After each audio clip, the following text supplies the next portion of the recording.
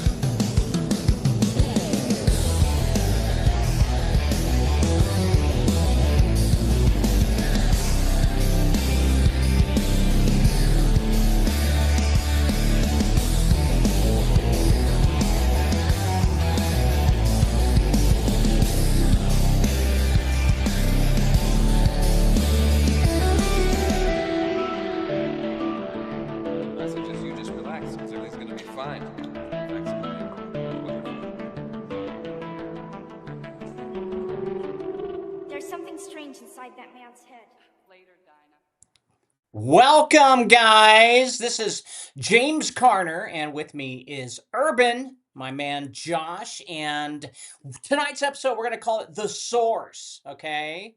Now, tonight is not a show built on reaction. It is a show built on record. And what sits in front of us is not one book, not one author, not one claim, but a chain of writings that stretch across centuries, languages, religions, and political systems. Names like Berulle, Robison, Webster, Ford, Noblet, Sombard, Guénon, Mullins, Daniel, Herzl, Hoffman, Springmeier, even Karl Marx, all voices that did not know each other, did not live in the same eras, and did not share the same beliefs, yet all attempted to explain the same question: who or what shapes the movements of history behind what we can see? Now, this is where most conversations stop too early. Okay, people are handed conclusions without being shown the path that led to them. They are told what to believe about secret societies, power structures, revolutions, religions, and identity, but they are rarely shown how each author arrived at those conclusions, what sources they used, and whether those sources were firsthand, secondhand, or inherited from someone before them. Now, over time, repetition begins to feel like confirmation, and narratives that were once speculation begin to be treated as established fact. So tonight, the approach is very simple and it's disciplined. Every source is placed on the table, not to defend it, not to attack it, but to examine it, line by line if necessary. Who wrote it? When was it written? What evidence was actually said and being used? Whether the claims were built on documents, observations, theology, philosophy, or the interpretation of someone else's work. This is not about dismissing patterns. It is about testing them. And if it's true, then the truth shouldn't hide or worry about lies. Because if there is truth in any of this, it will hold up under scrutiny. It will not need emotion to back it up. And if parts of the narrative do not hold, then removing them does not weaken the search, it strengthens it. It clears the noise so what remains can be seen clearly. Now, what you are about to hear is not a lecture. It is a process.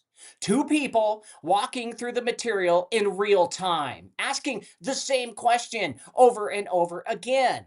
What is actually documented and what has been repeated until it sounds true? Well, by the end of this, the goal is not to tell you what to think, but to show you how to see. Guys, welcome my good friend Josh Urban Odyssey to the show. Josh, where are you? Oh, here I come. Oh, there we go. One moment. He was here. I was here. And I'm like, I was Oh, hoping you'd be there when I was talking, but that was a little anticlimactic here. You know how technical it goes. difficulties, folks. It do. Well, at least we can hear you. Yeah. One moment. Well, he was live earlier. We did a test, I Yeah, swear. we did. He was here. But that's how it is. You know, the thing is you guys know every time I come to the truth, man, something Hello. happens technically and we, you know. 1 second. Let me get it sorted out. Yeah, all good. So, what we're going to be talking about tonight, guys, is a host of authors and a host of books. I've had many people send me books to take a look at and to go through and to peruse and either, you know, dissect and look, there he is, for the sources. And what we've been able to come up with when I was speaking with Urban yesterday is we took all of our sources and we pulled it together. And we're going to talk about our sources, if they're legit, if they're not, and if they have anything that they have that has actual backed up evidence that we can use. Because the more evidence we have, the better we can fight the system if there is one. Josh, welcome to the show. How you doing, buddy? I'm doing great. I'm so glad that we were able to do this because I was kind of teasing it to certain people who said that they liked the content. Also, your Bloodlines series that's been going on Odyssey over the past probably week or two because I've done it, Thank you. one per day. People are really getting into that. I've been sharing a lot of the stuff that you've been doing and then covering the show. We wanted to put something together, and this was a perfect show to do. Thank you, buddy. I really appreciate your help. And guys, if you don't know Josh, I call him Josh, but his show name is Urban, and Urban Odyssey has been taken off, dude. His show is just it's getting bigger and bigger and bigger. I couldn't be any more proud. Josh has always helped me with a lot of technical difficulties here. When I first was introduced to Josh, he was a fan of my earlier works when I was on TikTok. I think that's how we met. I think it And then was. from yeah, and then from there, we started collaborating back and forth. He started helping me out with my show, and I let me be honest with all of you. Josh is the one who helped me become a better researcher. I'm not even joking. If it wasn't for Josh, I wouldn't be at the area of where I am in discernment. And Josh, I give all that thanks to you, my friend. Well, I'm glad that I was able to impart that on you. That's really all I seek to do. Even if I just help somebody learn one or two new things, I consider that worth it. You don't have to necessarily think what I think, but as long as I help you learn something that betters you, that's I'll have done what I've done. Absolutely. And you've been doing research on the esoteric thing. You've been doing more research on that. I've been kind of doing other things, but I've been kind of, keeping the esoteric along with it, but Mhm. trying to expose it, looking at it through a biblical point of view. Can you tell us a little bit about what you work on your show and what your show is all about, and also give it a plug? Yeah, so I'm primarily on Substack, but I'm on pretty much every platform. It's theofficialurban.substack.com. That's my main link. But the primary part of my show that I've been trying to do lately is helping people to understand words and terms and the linguistics behind everything. So tonight you're actually going to see a bit of that because the texts that we're going to talk about tonight kind of fall under the genre of it's called occult ponerology. Now that's a ponerology is technically the study of evil, Mm, how evil presents, and so occult being hidden. hmm. So that's what these are all about. The elite hidden circles of evil that are unfortunately in some position of power. Unfortunately, they have a little bit of money on their side, but the study of how this charts through history, because what you'll find is that the same cycles will repeat, the same names pop up, the same Hmm. locations pop up, and of course the same bloodlines always pop up. Right. And evil is really good at secrecy. And secrecy is the hardest thing to uncover because, well, when you keep a secret, you won't know about it. And what we've learned throughout the course of my work is that a human being can keep a secret for 2 years. That's the average that a human being can keep a secret before it finally comes out.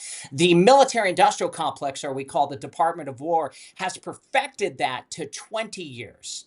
And so that's all we have as data for now. We don't know if the military has been able to keep secrets even longer than that. But secrets is the issue here. And on top of that, it is who runs the world. And all we've been seeing on TikTok is anti-Semitism, blame, point fingers. It's the Jews. It's the Jews. The Jews run the world, and we need to expose the Jews. Well, as we've been doing our research, Josh and I, over these few years that since I've known him, we've been finding that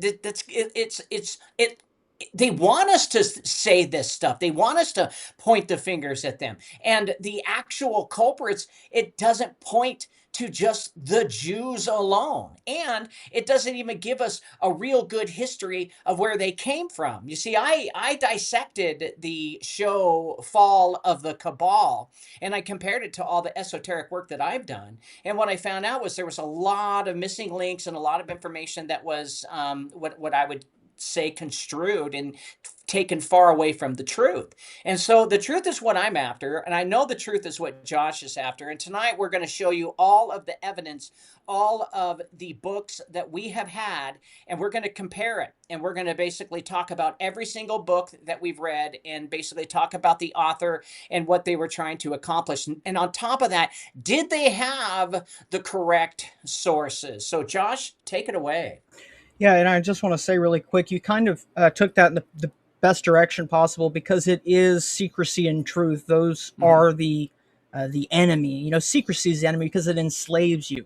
No matter what, even if you don't want to get into anything beyond that, secrets will always act as chains, and that's why the truth makes you free. And, you know, as you say, makes you free. Thank you for saying make. Well, the words are important. Yeah, and so make versus set, you know, if you're made free permanently, you can't be caught again. But if you're set free, you know, there's that chance under the little linguistic magic that you're going to be caught again. And that's how you will be caught again, is through the language. Right. But it is the secrecy. And so that is what these groups have in common. You don't have to be a specific race, culture, creed, anything. But if you're going to act like you're one thing outwardly and then be a liar and do something darker behind the scenes and keep secrets about it, that just turns anybody evil. Anybody. Well, when I read Mein Kampf, I was under the impression that, you know, it was Hitler angry at the Jews. And when I got more deep into it and understood it, he was actually going after the bankers. Okay. But then out of the blue, it turned from going after the bankers, the international bankers, right, who held Germany through blackmail because they owed so much interest. It turned into a hate of a race, and that's something I want to address. Guys, we're not here to hate races. We're not here to be anti-Semitic at all. We're not here to put blame or point fingers at a race or creed or color or whatever. What we're trying to do is find the truth. Who are the real dynasties that have been in control, and what is their goal in the end? And eventually, we should be able to all come to a real simple conclusion, is that it's so chaotic. You can't just point it down to just one family. It's a multiple chaotic world of families fighting against each other, and it has nothing to do with Judaism. It has nothing to do with Christianity. It has nothing to do with Buddhism or any other religion at all. What it has to do is point blank mammon. Mammon. The love of money is the root of all evil. Josh, take it away. Absolutely. Yeah, with that I'm going to fire this up. So let me go ahead and bring my presentation. Yeah, we're going to give you guys a PowerPoint presentation, and then you're going to see that, and then we're going to just basically walk through each of the sources.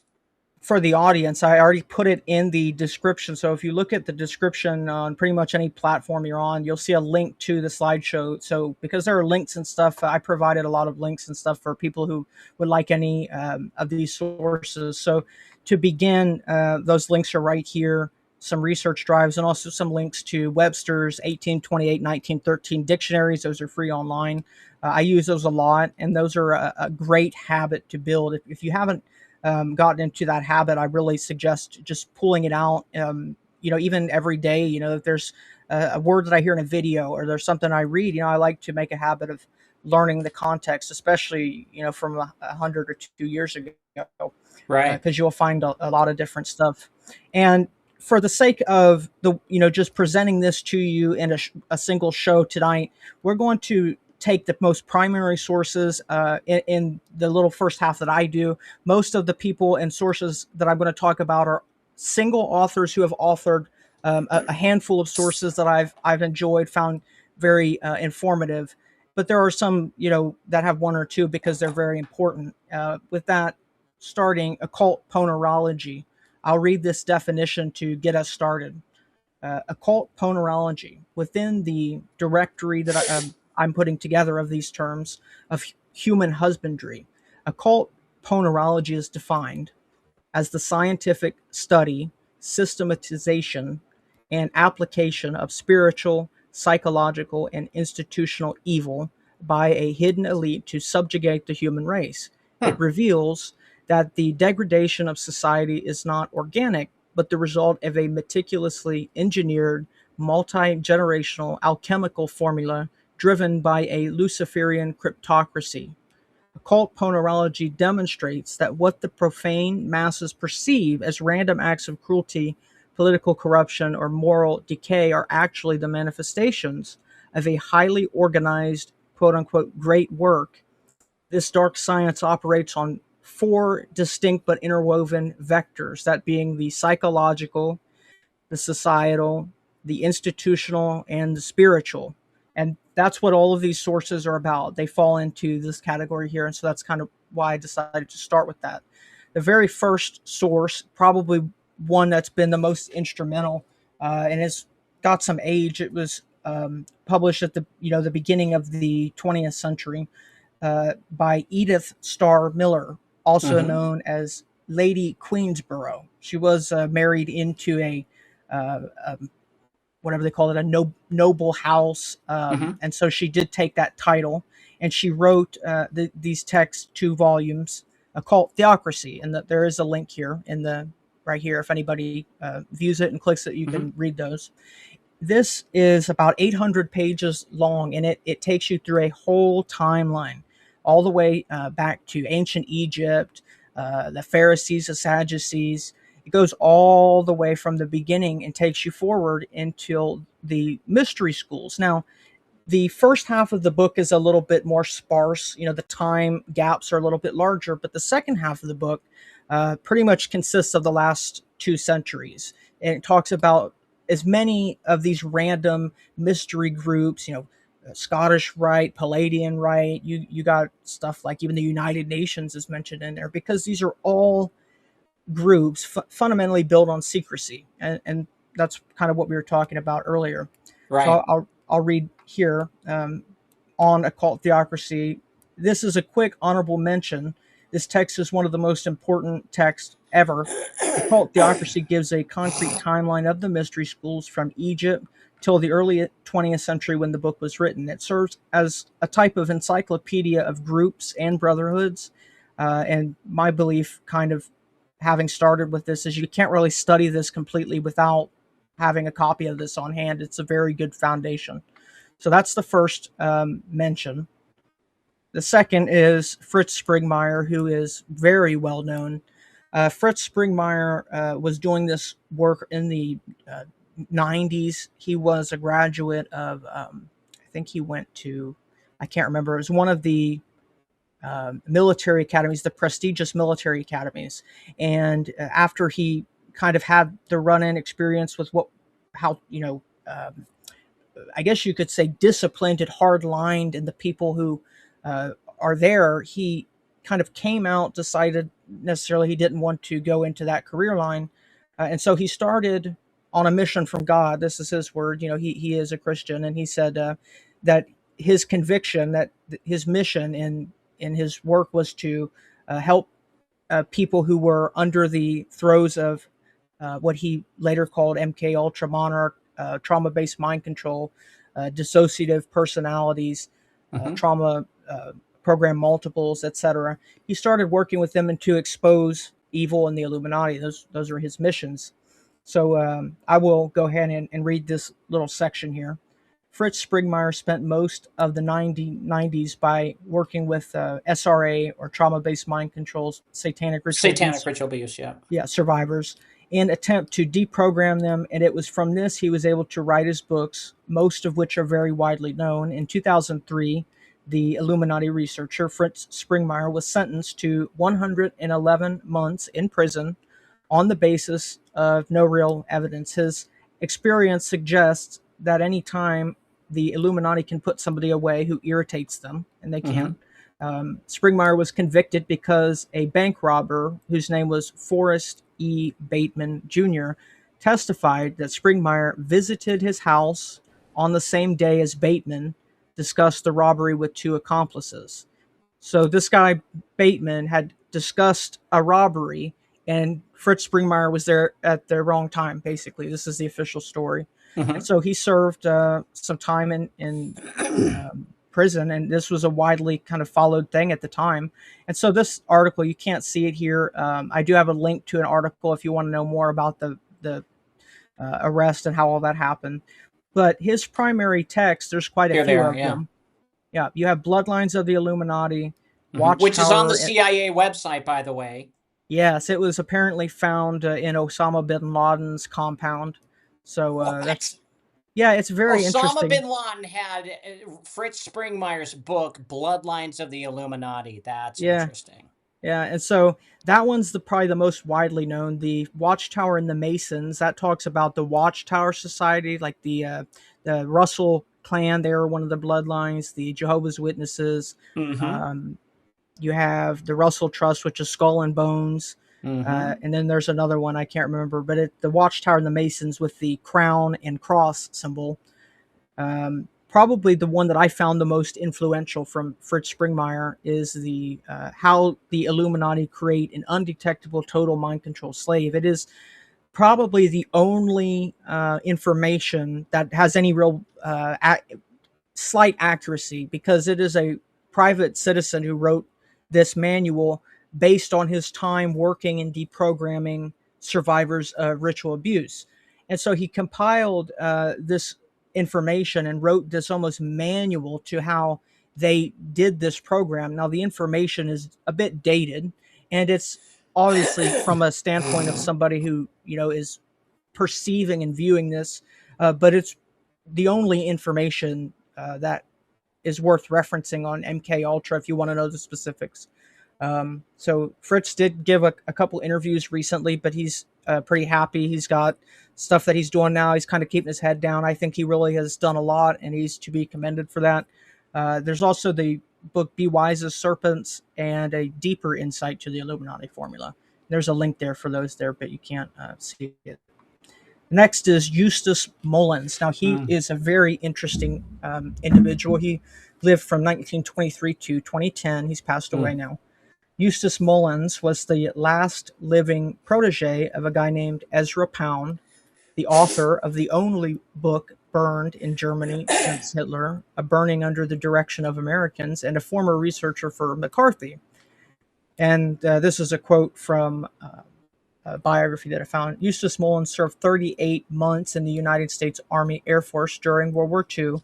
Following his military service, he pursued higher education at Washington and Lee University in Lexington, Virginia. Mullins, a native of Virginia, also attended New York University. And he's written a handful of books. I'll read this because he's pretty important. In 1949, Eustace Mullins was directed by Ezra Pound, who was Ezra Pound was a kind of a political, he was in jail, he was a political prisoner, and people kind of followed him. And so Eustace Mullins was directed by Ezra Pound to investigate the origins and control of the Federal Reserve System. He wrote the Secrets of the Federal Reserve book. Working as a researcher at the Library of Congress, Mullins systematically examined primary sources from about 1910 to 1913 to trace the system's operational structure. This archival effort revealed a secretive 1910 planning session on Jekyll Island in Georgia, organized by Senator Nelson W. Aldrich and prominent private bankers. Mullins concluded that this process, heavily influenced by private financial interests, shaped the 1913 Federal Reserve Act, enabling fiat currency and mechanisms of elite economic dominance, and that's pretty much been proven true. Mm-hmm. And so these are the texts that he's authored. This is not all of them. He did author a lot of articles and stuff like that. There's a link to those. But these are the main ones that are like the largest ones. Those are The Secret of the Federal Reserve. There was a sequel to that deals with the City of London connections. He did The New World Order, Our Secret Rulers.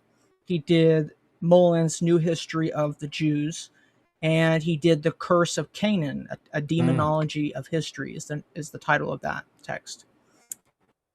Next Good up, info, we man. have, yeah, thank you, Nesta Webster. Now, Nesta Webster is very influential in information because she authored The Secret Societies and Subversive Movements in a text called The World Revolution, The Plot Against Civilization. So I'll read. It says, born into a banking family as the youngest daughter of Robert Cooper Lee Bevan, Webster initially pursued historical fiction and biographies before shifting to non-fiction analysis of political conspiracies following World War I. She was influenced by events like the Bolshevik Revolution. Her seminal works including The World Revolution, The Plot Against Civilization, and Secret Societies and Subversive Movements. Those were meticulously documented connections between the groups such as the Illuminati, Freemasons, Jacobins, positing an occult-driven agenda for global disorder rather than spontaneous popular uprisings. Real quick, I'll just go back, but this is the chart that she had drafted out. There are two links here. You can access the images. Some of them are better, you can make out better than others. I'm working on getting higher quality writing. That's a little hard, but these are pretty high quality, and these are hugely advanced charts. But her books that she's written a couple: Secret Societies and Subversive Movements, The World Revolution. She did Behind the World Revolution, another one on the French Revolution. She did one that I didn't picture here on Marie Antoinette. And then she did one that was under a pen name, but it's titled The Secrets of the Zodiac. Hardest and that's one to find. Interesting. It's I do have a copy of it. It is it's almost like an allegory laid out that she was trying to convey a message, but she was trying to use seemingly the old occult system of using these mythologies to convey the message, is how I interpret it. Yeah. In that chart, it's very detailed, but she lived kind of in the heart of it. So she was witnessing this unfold. She had time on her hands, and she was a pretty talented writer. So she has got a lot of very good books that are well put together. Now these two books are perhaps the most kind of hidden. The second book, The Grand Design Exposed, was hard to find. I didn't even know it existed for a while. John Daniel is the author. There's not much really known about him. I couldn't find any concrete information on him. There were apparently some interviews given, because I've heard Eustace Mullins reference as much. You would say, oh, I heard you interviewed this guy. I can't find them, though. So he's a bit of a ghost. But The Scarlet and the Beast is the first one, and it discusses the red team versus the blue team. Now, that is not in America. That's the red team in England, the British Freemasonry, red, and then French Freemasonry, blue. And my kind of way of looking at this is that this was the fundamental division. This is your two people competing within this system, because they do have fault lines, and they see it as a necessary part of it. They need the interaction between the two sides. Yeah, divide and conquer. Yeah, you can't have a WWE wrestling show without a guy on one side and a guy on the other. You need to have a natural kind of fight or Like the play off. Wolves and the Gibellines. Absolutely, perfectly put. And the Grand Design Expose goes into the connections between the Jacobins and the Jesuits and Freemasonry. So these are very good books. There's a link to those as well. Next, we've got a newer author that most probably haven't seen, but he's done a series called Ordo Abkeo. Guy's name is David Livingston, and this is directly from his website. He says, quote, "I'm an independent researcher, and my work represents the culmination of nearly 35 years of study. When I attended the Liberal Arts College of Concordia University in Montreal, I read William H. McNeill's The History of Western Civilization, which mentions the appearance of the so-called Indo-Europeans who emerged suddenly out of the Caucasus and conquered the known parts of the world. The story seems strange to me. Most nations emerge gradually when they turn to agriculture. These Indo-Europeans had no prior presence in history and burst out of nowhere and supposedly mastered the chariot, though they came from a mountainous region." And that was from his about page. There's more, but I'm just going to read that because it gives you a little bit of a start. Now, But that's the same story from all of the other ones all throughout history, where these people came from. And that's just not one. He's following the same information that we've been uncovering over and over and over again. We'll be talking about that later. Yeah, absolutely. And I try to let people know that this is not, I'm not just looking at newer information, because I understand completely fairly, people would say, oh, it's brand new, you can't trust it. But that's why I've started collecting information, particularly from before the internet, as old as I can get, because I fear that that's going to be disappearing soon. So six volumes, huh? Yeah, 6 volumes. Yeah. The first was titled The Dying God, and it talks about the origins of the mysteries. He gets into, in the second volume, the Grand Lodge. The third volume, titled Synarchy, which we talked about while I was covering the show. It was one of the first episodes I did. Synarchy is the opposite, the anonym of anarchy. Right. So it's their enlightened control behind the scenes by the illuminated elite. That's Synarchy. The volume 4 is Mind Control. Volume 5 is The New Age, with the final volume 6 being The Third Temple, which brings us to pretty much today. Those are newer. Those are really good works.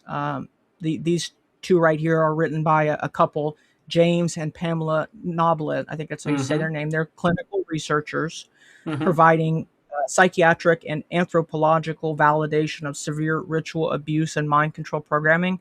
There's plenty of other authors. I've put links down there for all of that.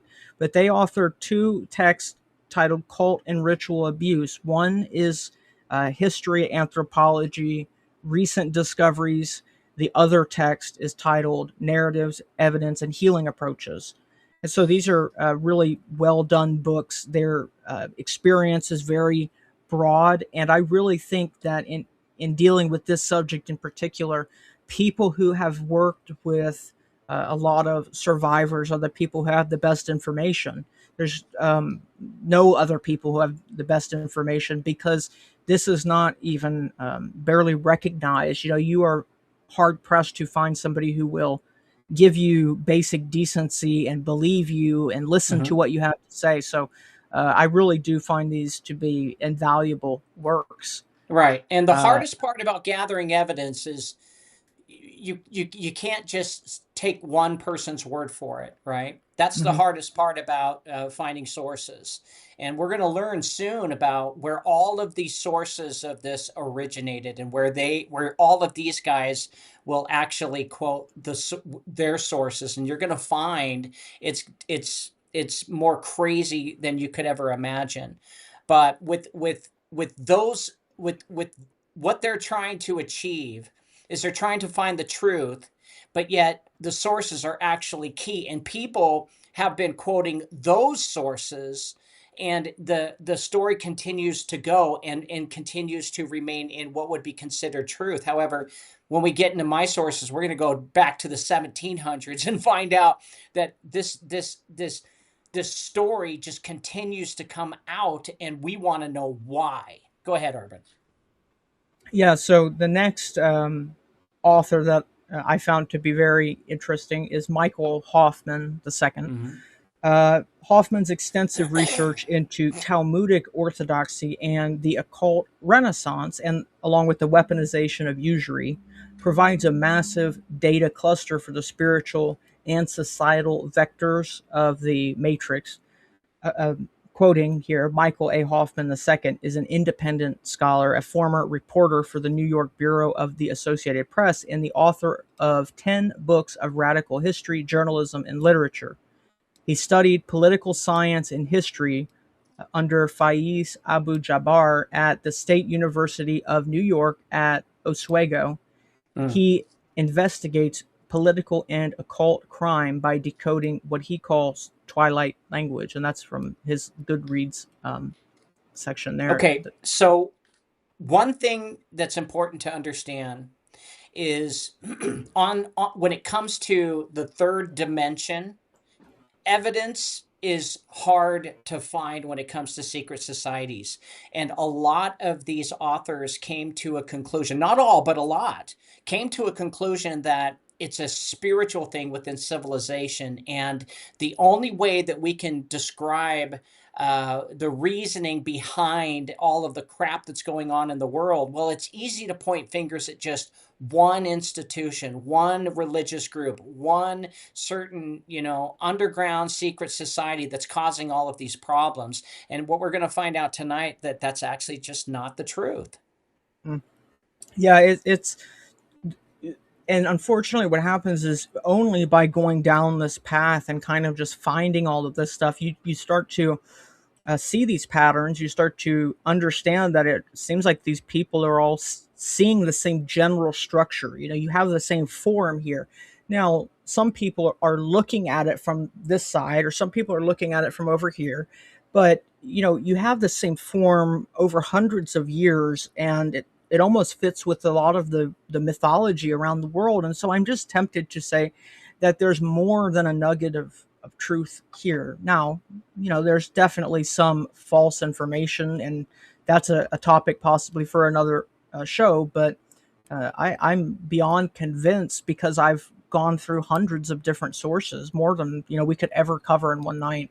So Michael Hoffman II, he's got a lot of great sources. One of my favorites is Secret Societies and Psychological Warfare. That one's a really interesting book. It's about how almost this type of insanity or delusional, almost Chaos. schizophrenia, what they use, that chaos in the population, and induce people into insanity, basically, to control them.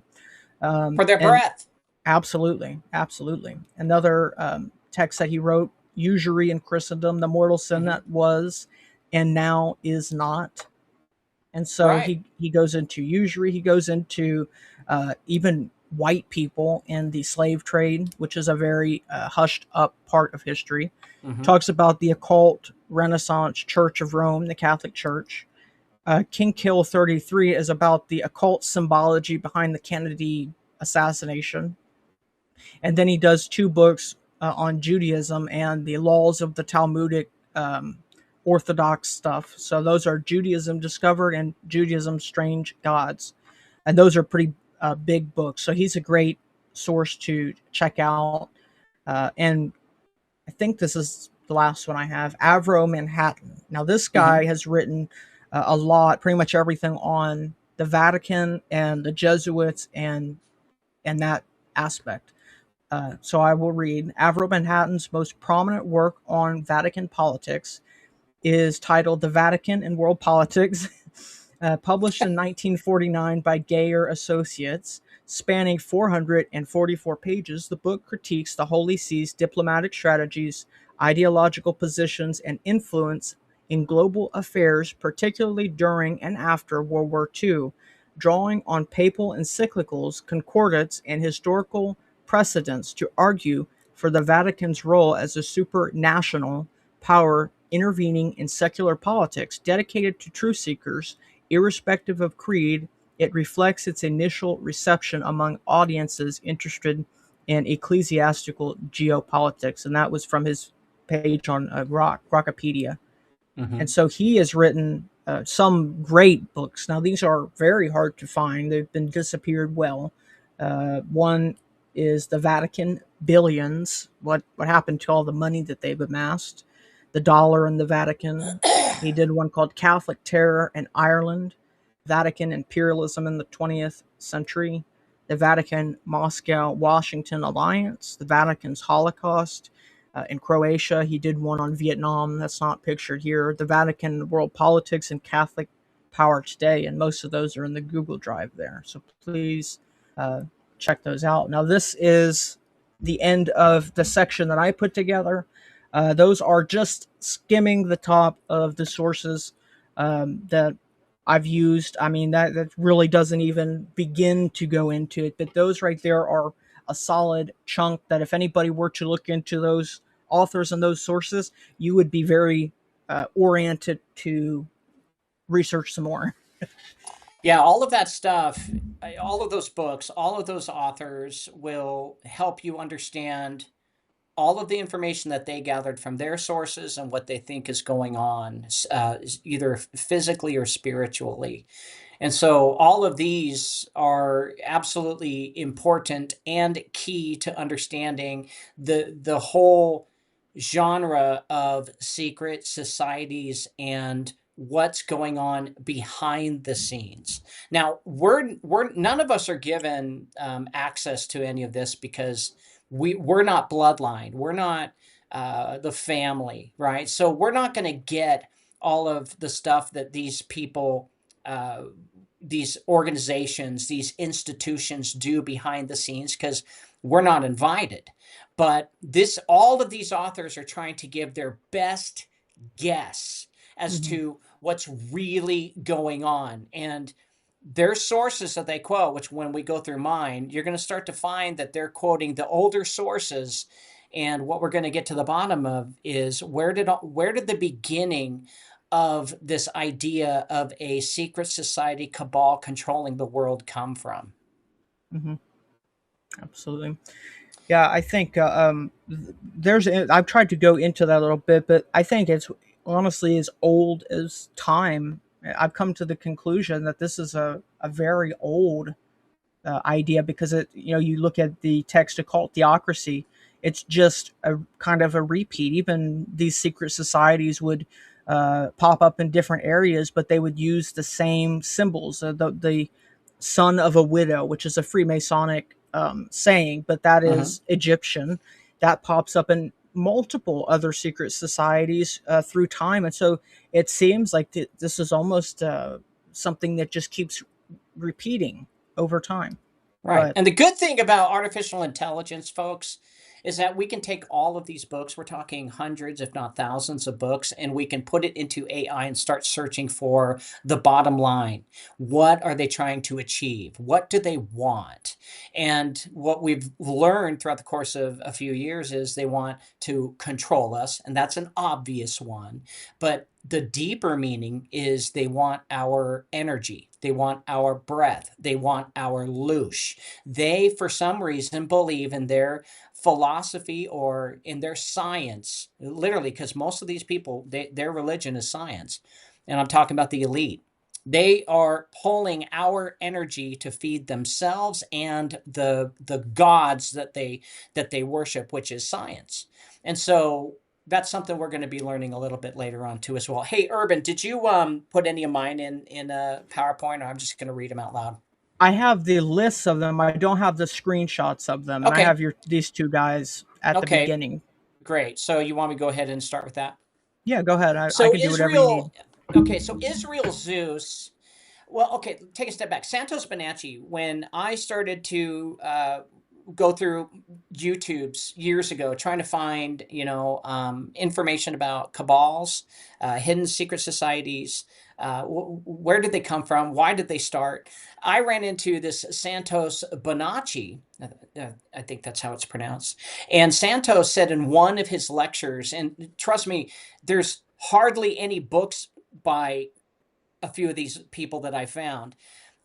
he has one book, and his one book doesn't really detail anything much about the secret societies, but his book is more about quantum physics and how we are we're living in a 3D source, a virtual reality, and he focuses also a lot on Egyptian magic and how they use all of that to control the people. And as I was listening to him, watching him during this seminar, he turns around and he says, this one dynasty controls the world, and he said it's the Orsinis. And I've never even heard of the Orsinis. And I'm like, okay, so that gave me the idea to start looking for it, because after reading Fritz Springmeier and the 13 Illuminated families, I found out that those are not the real ones who have the money. They're what's called new money. There's an actual group of dynasties that are above them in Europe called the 13 Black Nobilities. And those Black Nobilities came all from 4 dynasties in Austria, and they all married into, and it over the few hundred years became 13. But as I was researching Orsini, I found this gentleman by the name of Domenico Napoleone Orsini, and all of these rumors about him being the, quote, Gray Pope. And so I started researching Gray Pope, and then I didn't know there was a Gray Pope. Okay, is there? Well, let's find out. As I was researching, I found out that there's a Black Pope, there's a White Pope, and then there's this Orsini guy. Well, he's somehow on the council, the highest council of the Jesuit order. And as I was researching that, I run into this guy named Israel Zeus. Now, there's nothing really on him. This last post that he did, he vanished since probably his last post was like, what does that say? 2019 or 2018. 2018. And after that, he goes cold. Israel Zeus on his blog spot started just exposing just hundreds and hundreds and hundreds of pictures and information on certain families. And I went through all of his research, and I found through his work the 13 Black nobility families, and I started writing about them and doing more research. And Israel reached out to me about I would say 6 months ago, and he asked that I put his sources on my stuff, because what I was doing was I was so excited about finding all of this stuff about the Black nobility. I was putting all of his stuff on my website, and so I put some of his links at the bottom, but not all. And he just wanted me to put it on top, so I did. So I put his source on top, and nobody knows anything about this guy. We don't know his real name. That's the only picture you can find, and to dig and find out who this guy is, it's almost impossible. But nobody uses him as a reference, but he is the one I wanted to point out how I got into the 13 Black nobility, because according to this guy, they are above the 13 Illuminated family. And the Illuminati is the new money, the Black nobility is old money. So that's where we went there from those sources. Do you have another slide? And then there's a big list of what you sent me. It's in the same order, but if you need me to pull any graphics up, I can. No need. So in researching the Black nobility, these are along with some of our viewers who sent me information and research links to go find certain types of sources. Okay, because Israel, Santos, and all of the sources prior that Urban has been showing you, they are all quoting these sources from the 17th, 18th, and 19th century. One of them is Augustine Barruel, I think it's Barruel, and his memoirs illustrating the history of Jacobism. I've got that one. I know about that one. That's a good book. Okay, so he relied on revolutionary pamphlets. Okay, these are propaganda pamphlets that were being sent during the French Revolution. And he also relied on Enlightenment writings through Alice Bailey, Helena Blavatsky, and other enlightenment areas. Okay, and he also used the Christian church interpretation, and he concluded coordinated subversion by linking ideological similarities across texts without direct operational records. But a lot of people quote Barul, and he says this guy has the evidence, but there's the evidence that he has as far as sources are concerned are just pamphlets, revolutionary pamphlets, and information that he got from the Enlightenment Church and the Roman Catholic Church interpretation, but nothing concrete saying this is the book that I read. Nothing concrete saying this is a source. It's just all speculation. Then comes Hilaire. Well, actually, John Robison. Yeah, John Robison. I'm sorry, I have these all alphabetical. Oh. So yeah, on my notes. So Robison, pull it up here. Those were written about the same time. I was going to say when I pulled those two texts when I was looking into them myself, those it seemed like they were written almost like by people who kind of were collaborating. So I was almost of the opinion that these two people were doing the research together in a way. No, they don't. None of them knew none of them knew each other. Really? That's my information says. Now, John Robison, he wrote a book called Proofs of a Conspiracy Against All the Religions and Governments of Europe. This was in 1797, and he relied on his membership lists that he found, memberships of secret societies, etc. Stuff like we found for the Bohemian Grove list, or stuff that we found through the Epstein lists, okay? He relied on things like that back then. All right. And he also relied on correspondence and a personal experience he had with Freemasonry. And thus he based his conclusions on linking networks and ideology, but he had no proof. And John would often reference others like who was it? Where is it? Others in the 1700s who basically came to the same conclusion, but none of them actually had real proof. So next is Nicholas Duchamps. So Nicholas wrote a book called Secret Societies in Society in 1882, and he used Masonic writings, church sources, and Barul's work. Okay, so he's relying on Barul, and Barul had no full real sources, just a hunch and a bunch of pamphlets and information from the church, but he's looking at it from from a point of view of a guess, really. And when people start quoting Barul, and he's one of the main sources that people quote, Barul didn't have evidence. He only had flyers, and the flyers didn't say, this is the secret society order number, blah, blah, blah. Does that make sense? I was going to say, I feel like one thing that I missed that I wish I would have done in hindsight on this is a lot of like Masonic text and theosophy and their doctrines of these actually of these groups. I wish I would have put more about that on there, but that has been also very influential, is just looking at Masonic encyclopedias, looking at reference works. And so I wonder, I mean, perhaps that was a bit of something they were relying on, but I'm unsure either way.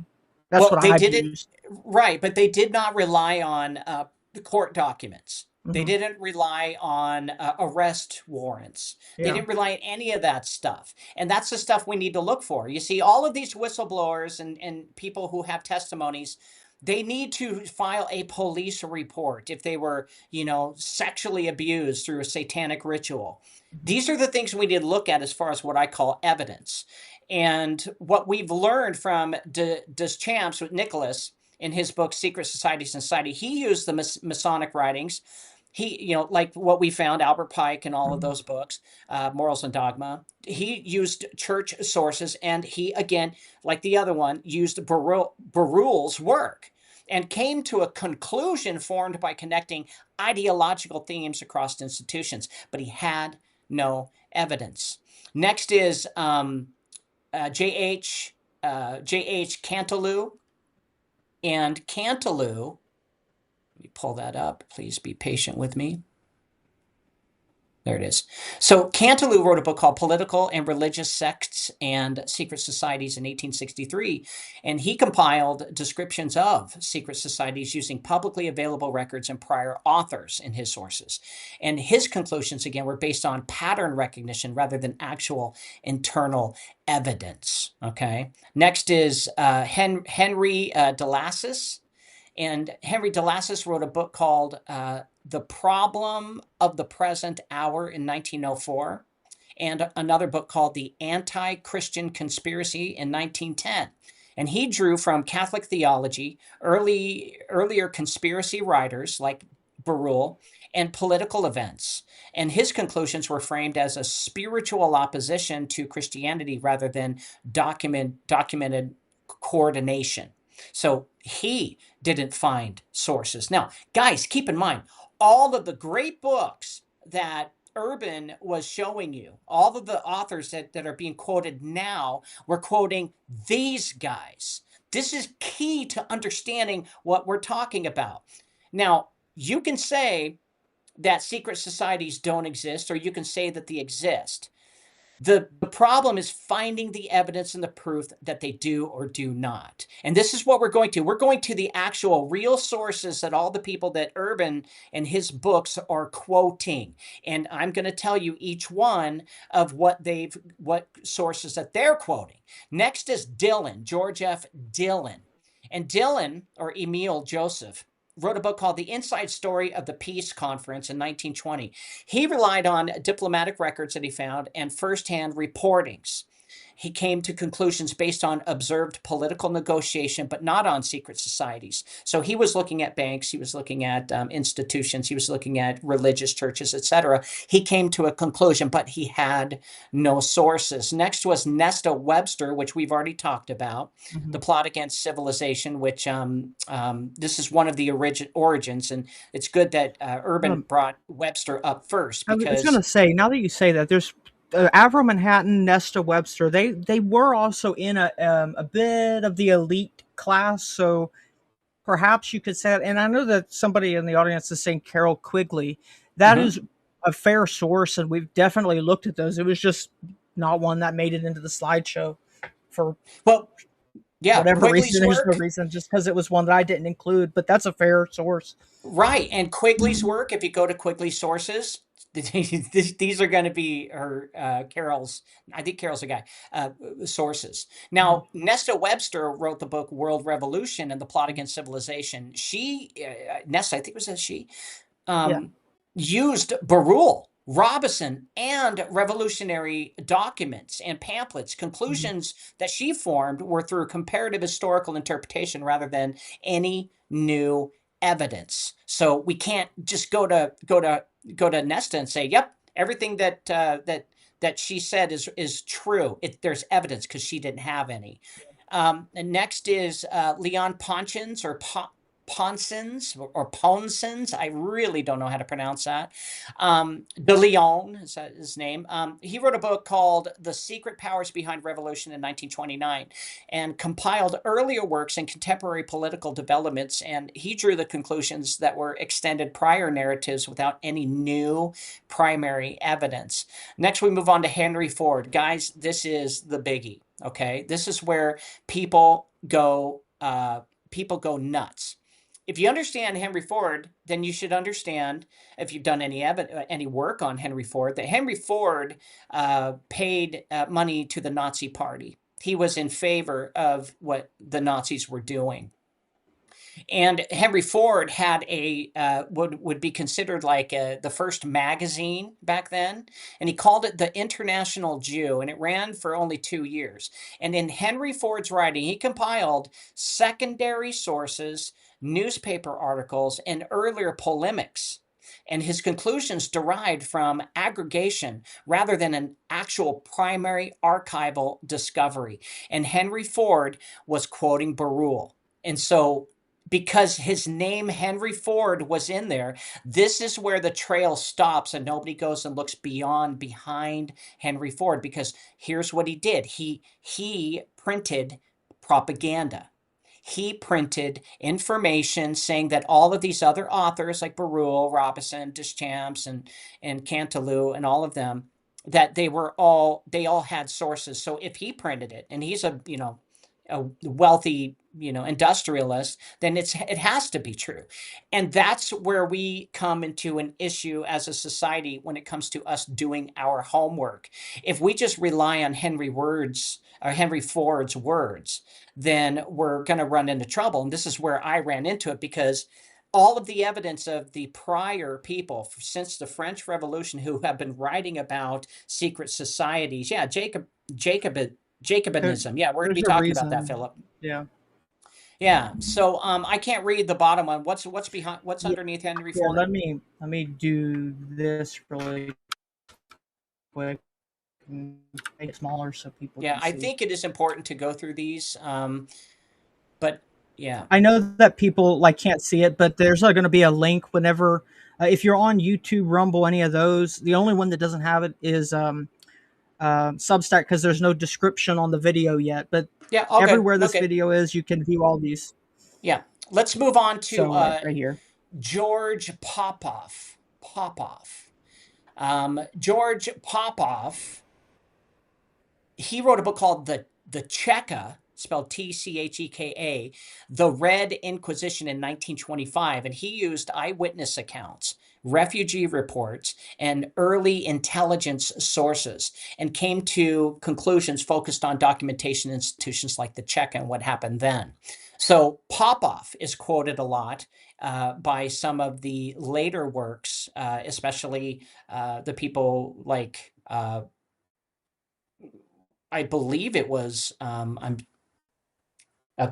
Cooper, and working off his works. But his works came from intelligence sources. Well, do we know that can we consider that a source? Can we consider that evidence? My whole point is, can we take this information to court and prove that whatever sources that Popoff has and the information he has, will it hold up in court? It will not. He focused his conclusion based on just documents of institutions, intelligence sources, and refugee reports and eyewitness accounts. But that doesn't mean that what he's pulled together is true. And he also, again, quotes Berulle. Next is George Pitt. Was it Pitt Rivers? I think it is Pitt Rivers. Yeah, that's it. Yeah. All right. So George wrote a book called The World Significance of Russian Revolution and a few more. And he used news reports, political writings, and earlier authors. And he basically formed his conclusions by linking global events interpretively. So he looked at it from a data point of view and saying, naturally, what's going on are secret societies and bloodlines and oaths and all of that. But he did not provide any proof whatsoever. Who's next after Pitt? Gustav Gotherot. Yes. I think it's Gotherot. Would you quote Gotherot? Yeah, Gotham. Okay, so Gustav wrote a book called The Communist World in the 20th Century, and he analyzed communist movements using political writings and historical observations. He came to the conclusion that was centered on an ideology and structure, but he had no sources to back it up. He was quoting all of the others, Berulle, etc. And next under Gustav, is that it? Yeah, then the next page begins. Yeah, just here. hit the, there we With go. Sombart. So Werner Sombart. He wrote a book called The Jews and the Modern Capital and The Jews and Modern Capitalism in 1911. And also the Jews and Economics in 1924. He relied on economic history. Okay, so he's looking at business reports. He's looking at institution information. He's looking at trade records, and he looked at the sociological data of it. And he came to the conclusion based on structural and analytical data, and he would be quoting the other sources as well. So if he's quoting Berulle, if he's quoting Ford, if he's quoting he wouldn't be quoting Ford because he was before Ford, but these are the ones that Ford were quoting. Does that make sense? So these guys had no evidence to back up what they're saying. They had eyewitness accounts, they had pamphlets, they had books, but all that stuff had no true sources and evidence that can point a finger to a one world religion, one world government, new world order. Next is Hilaire Belloc. Hilaire Belloc, which I think Hilaire is a gentleman. And he wrote The Jews in 1922, a book called The Jews. And he also wrote a book in 1912 called The Servile State. And he used historical and economic observations of European society. And he came to conclusions that were drawn from structural analysis of finance and minority roles, but not on secret documentation. So he didn't write anything based on Barruel and some of the earlier works from the French Revolution, but rather focusing on what he can find through data structures. Does that make sense? Now, next is Karl Marx. Everyone, if you've been following secret societies, I'm sure you understand who Karl Marx is. He's written several books. And one of the books that he wrote is called On the Jewish Question in 1844. And he relied on philosophical argument, political theory, and critique of religion. And his conclusions came to theoretical but not conspiratorial. He didn't mention anything about Freemasonry. He didn't mention anything about the prior authors of the 17th century.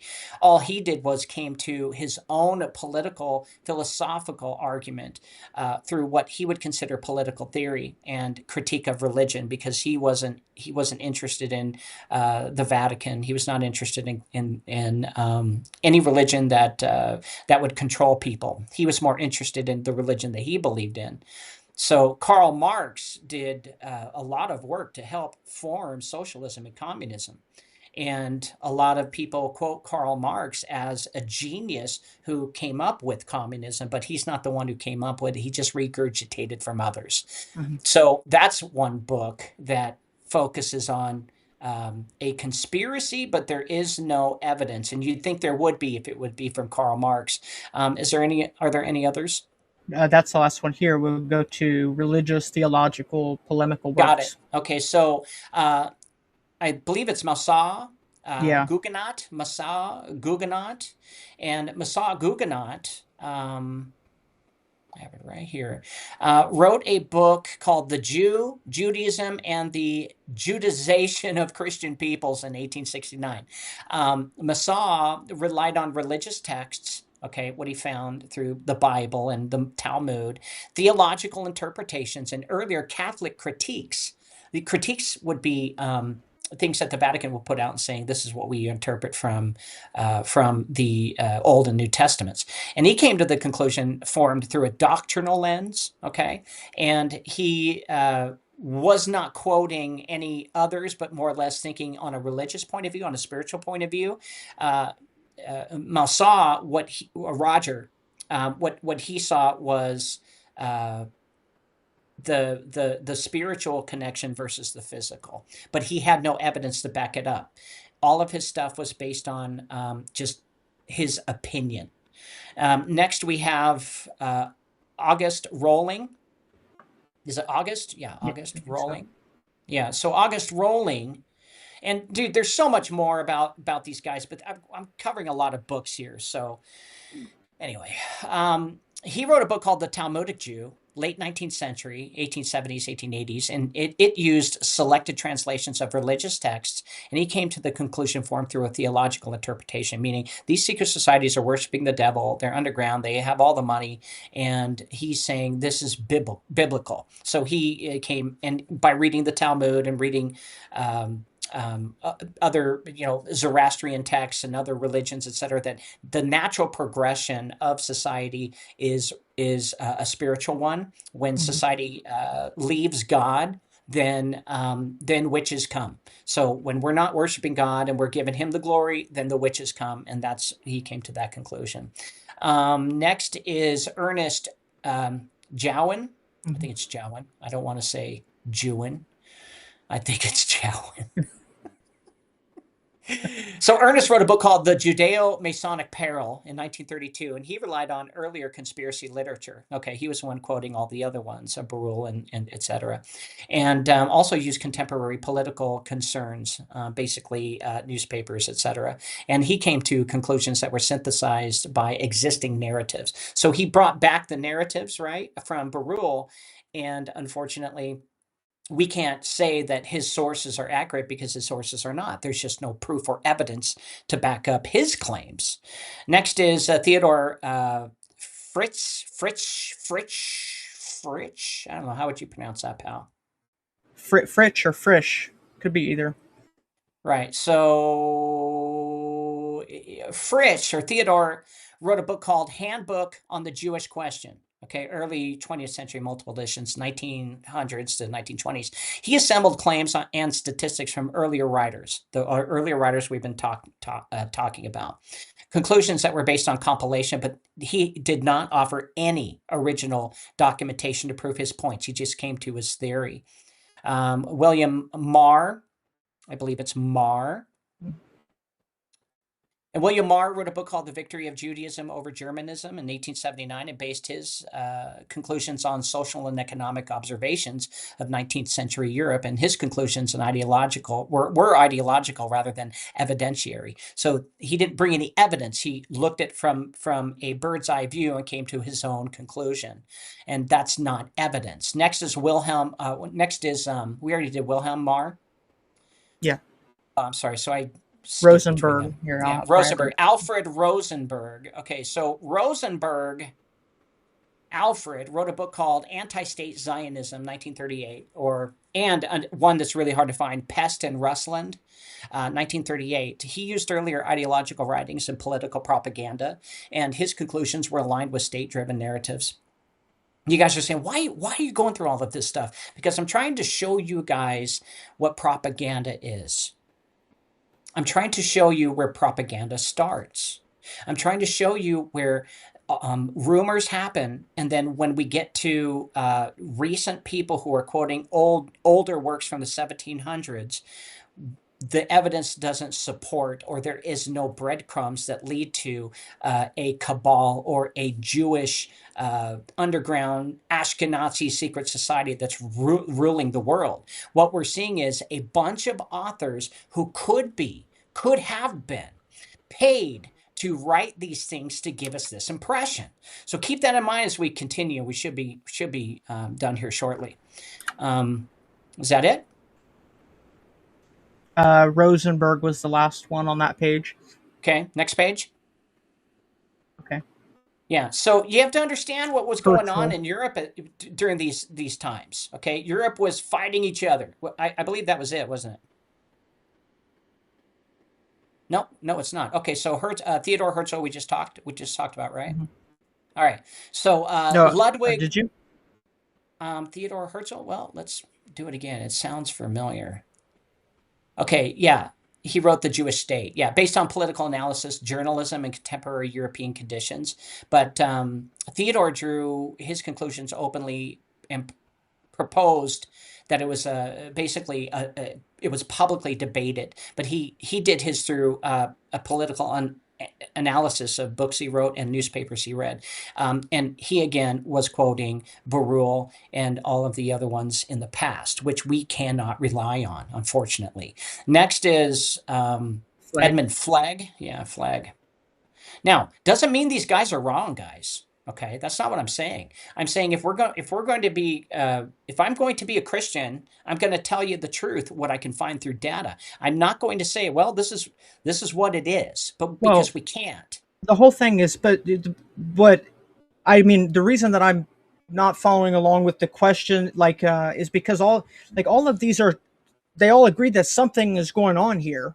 Like there's something going on here, but we are trying to say that we saw this part over here because we lived in France during the French Revolution, and then some other writer saw it in Russia and other places, right? And so everybody's sharing their collective viewpoint of this seemingly, and I think I have personally seen enough to say that all of these people, barring a couple, obviously, possibly, but most of these people are seeing the exact same thing. just from different angles. Right, but would the same thing continue throughout all history and be the same structure? That's not how chaos works. That's not how the world works. Right? Because they're all arguing that it's the same group of people, the same families over and over and over being regurgitated into new names. And there's no evidence that supports that. Their evidence is flyers, you know, and newspapers, which we all know you can't trust the news, James knew right? about Carol Quigley. We just literally didn't put it in the presentation because it didn't make it into the presentation. But yeah, we've known who Carol Quigley is. Yeah. So did you want to quote Carol Quigley? Well, Is I that what have you're saying?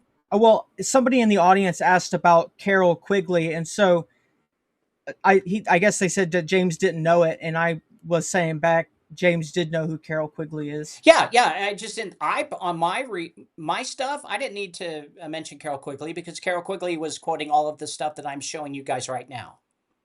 So what I'm saying is Carol Quigley believed Henry Ford, and Henry Ford was lying.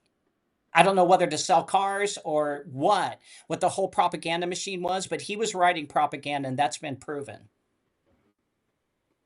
And so Quigley and all of Quigley's work, Quigley's going to quote all of these: Dylan, Gothrod, Guggenot, Guénon. We haven't even gotten to Renee Guénon yet, but Carol Quigley was quoting Renee Guénon, but we'll get there in a second. So yeah, way ahead of you guys.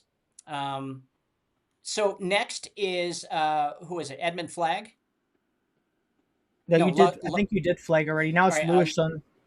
Ludwig Lewison? Yes. No, we didn't. We were getting ready to do Edmund Flagg. No, Edmund Flagg wrote a book called Why I Am a Jew in 1945. And he based it on his own personal identity, his cultural history, and religious reflection, but he had no claims of political coordination. And basically, he was saying through, just from a religious point of view, that there's always a secret society underground that is trying to control the world. Next is Adolf Jelinek. Yes. Yeah, Jelinek. Okay, so Jelinek wrote a book called Studies and Sketches in 1869, and he used Hebrew texts, religious scholarship, and historical studies, and his conclusions were academic and theological. Now, if you quote Jelinek, then you have more of a base to stand on, but all of the others besides Adolf, I wouldn't use as real sources, because he was looking at it from a non-religious point of view, just an outside observer, what he's seeing. But he still had no proof that there's a secret society running the world, especially the Jews. Next is Asher Ginsburg, also known as Ahad Ha'am. Yes. Ahad Ha'am. So Ahad, I have it right here. So Asher Ginsburg wrote a bunch of essays and introductions in the late 19th and 20th century. Not books, but it's just a bunch of essays and introductions. And he based all of his works on the Hebrew literature, cultural philosophy, and internal Jewish intellectual tradition, meaning based on what he was learning from rabbis, etc., what they were telling him. Okay. And he formed his opinions through cultural analysis and philosophical reflections rather than any political or organizational evidence. So what he's saying, Asher Ginsburg or Ahad Ha'am is saying, trust me, bro. Okay, I can't. That's my problem. Okay, I want to say, hey, all of these people are real. All these people had, eyewitnesses, but none of them had any actual evidence. And guys, we're going to come into the protocols of the learned elders of Zion, and I will show to you that was not the truth as well. So, and it sucks. I know people hate hearing this. Next is Renee Guénon. Now, Yes. Guénon is quoted a lot.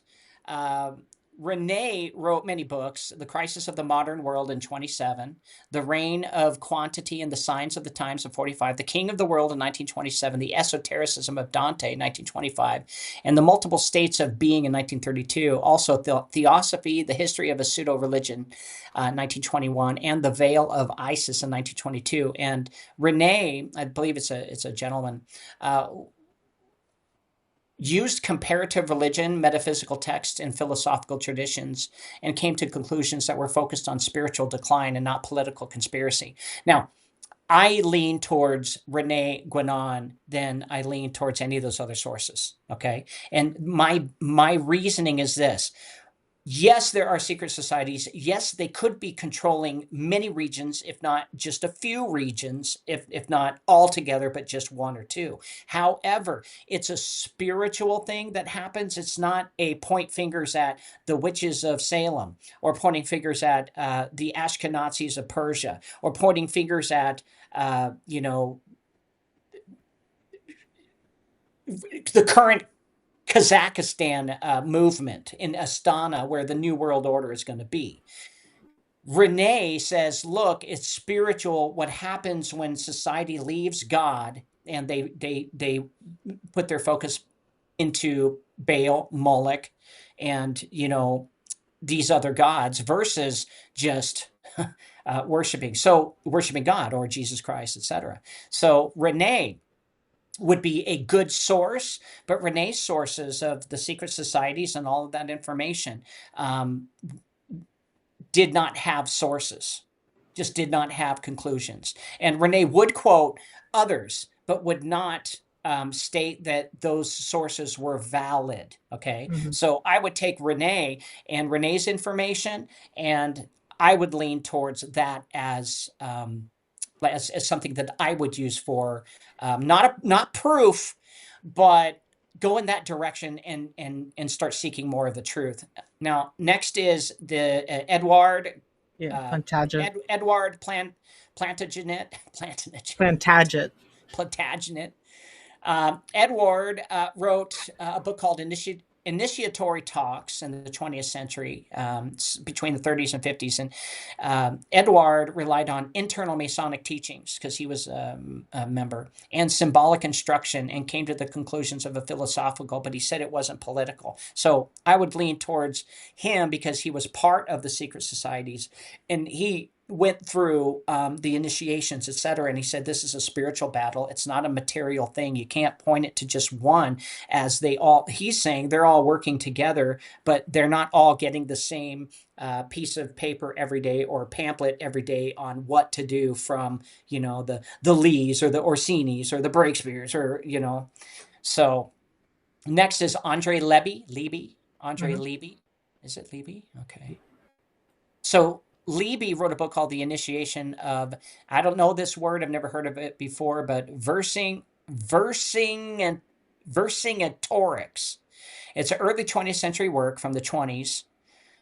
He drew from mythology and initiation traditions, Masonic, etc., and historical symbolism, and came to conclusions based on a philosophical and symbolic. I would lean towards Andre's work versus Beruel, for example. Does that make sense? Mm-hmm.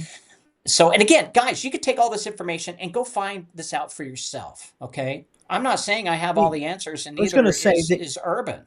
I'm saying these are all the people that are being quoted.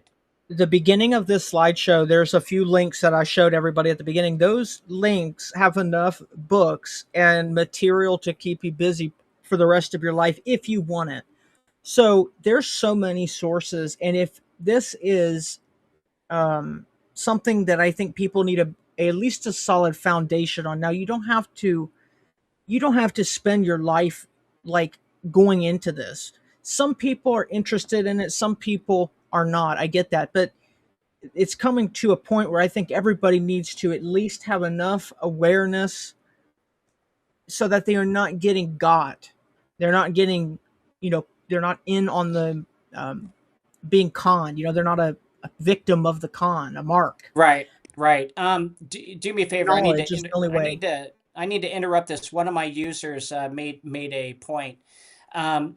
Watchman00021 basically said, James didn't know Carol Quigley before I told him about it, and said, I'm bearing false witness, and that's a sin. James, you're lying. Well, no, I'm not. If you go look at my website, on March 6th, I wrote an essay about Carol Quigley. So I don't know where you're saying I'm lying. I just didn't add Carol Quigley to it because I didn't think it was pertinent.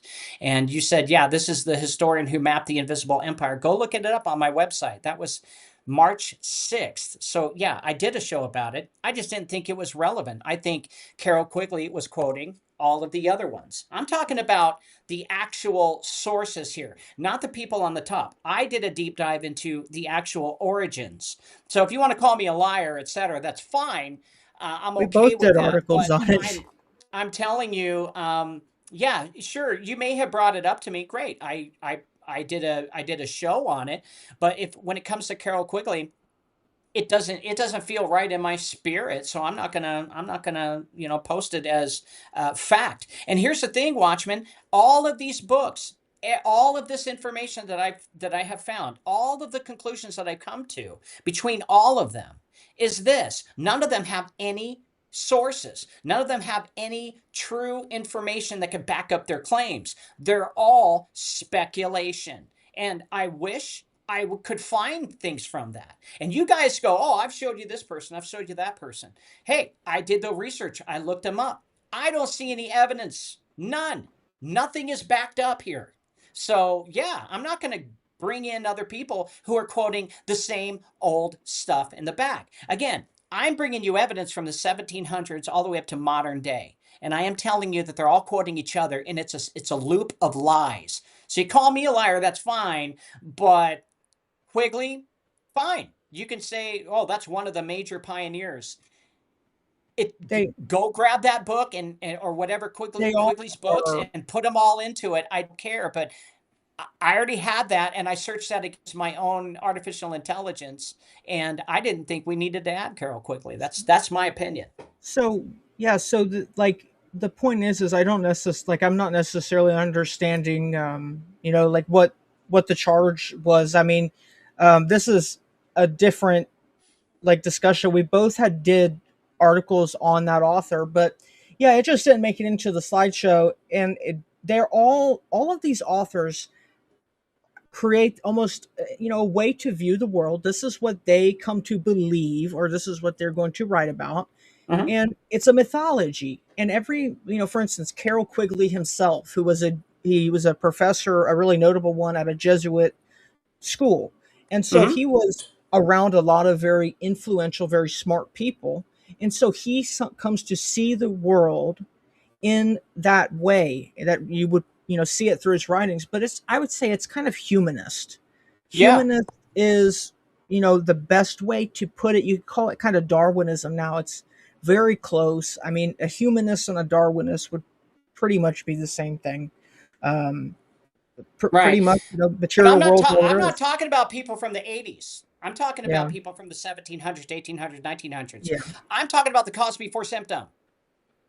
Well, no, I just don't know what he's even saying. Like, I don't know No. He's calling me a liar, bearing false witness, and I am not.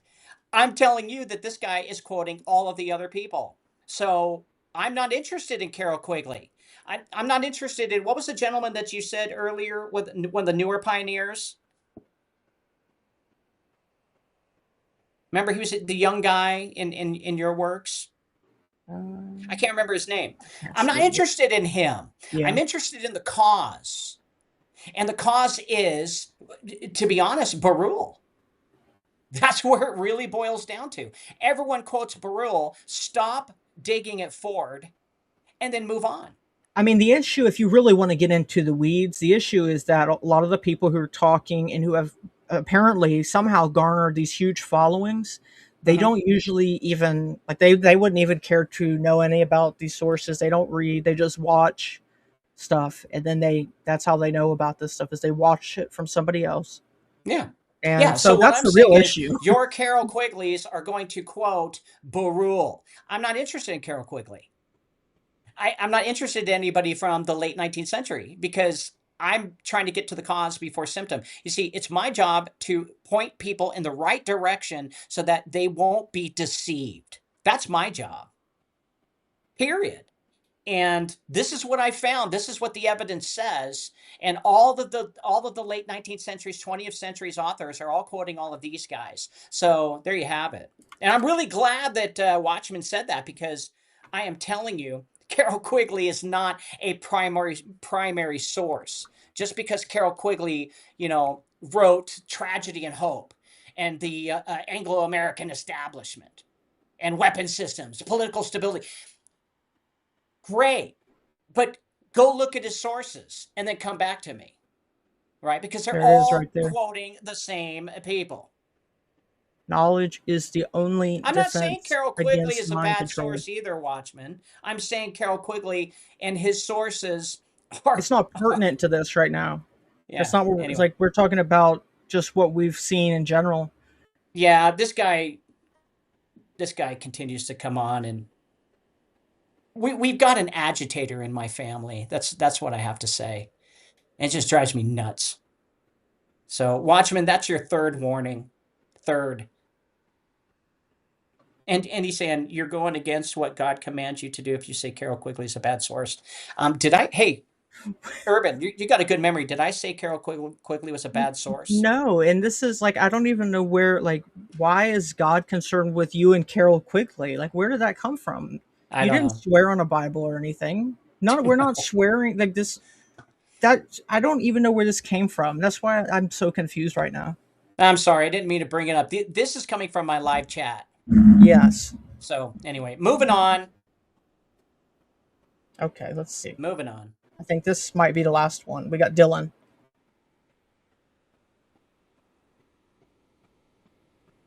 Last one, Dylan. Okay. Oh, we have more. I thought we were done. Okay, so Dylan, Emil Joseph Dylan, wrote a book called The Inside Story of the Peace Conference in 1920, and he relied on diplomatic records and firsthand reporting, meaning he went out and interviewed people. He came to the conclusions based on observed political negotiations, but not on secret societies. But a really good source, I would lean towards Dylan, if I had to quote. Augustin Cochin. And Cochin, where is it? There it is. Wrote a book called The Election Campaign of 1789, and it got released again in 1912. And Augustin analyzed political organization during the French Revolution. He used electoral records and historical documentation, including quoting Barruel, and came to conclusions focused on a structural group behavior, but not on just hidden global control. And next would be, I think it's a Nechvaladov. I don't know. Yep. Nechvaladov. I'm not good with pronouncing. No, that was pretty good. Wrote a book called Emperor Nicholas II and the Jews, 1924, and used historical accounts of political interpretation of Russia. And his conclusions were tied to the monarchy and social conditions, but didn't have any sources to quote other than Barruel. Did you get where I'm going with this? And then next is Cohen Cadmy, or I think it's Cadmy Cohen, I think. Yeah, but Cadmy Cohen. Yeah, Cadmy Cohen wrote a book called Nomads, or Nobodies. This is French, and again, a lot of these books are written in French. Yeah. Cohen, I think it's under K. Hang tight. I didn't have these alphabetized with your slide. Sorry. Okay, so in the early 20th century, Cohen Cadmy used anthropological and historical observations and came to conclusions that were centered on identity and cultural movement, but not on secret control. I would lean more towards, this person for evidence versus just, hey, it's a secret group of blood baby eaters, right? And then I believe, is that it? I'm pretty sure it is. Let me make sure. Yeah, that's it. Okay. So, guys, here's the big picture here. Okay, here it is. This is how the rumor started. Okay, and it's okay if Urban doesn't agree with me. Urban's doing his research. I'm doing my research. No, I mean, fundamentally, we've kind of on the same page. I appreciate. I'm of the point where, like, I appreciate the extra viewpoint because now like I said, I fundamentally agree with the reasoning that you've applied to these, especially because, this is not a huge window of time. This is in geographical regions. So you said, a lot of these, obviously by the titles, are just French. And Mm-hmm. so the same kind of general region around the same 100-year time span, that is not the best sample group data set, Mm-hmm. whatever, but there's still value in going through them like this line item format Mm-hmm. and just seeing what they're about, because this is a process. It's not the answer that matters, it's the Well, process. this is what we're giving the audience. This is what we've been working with.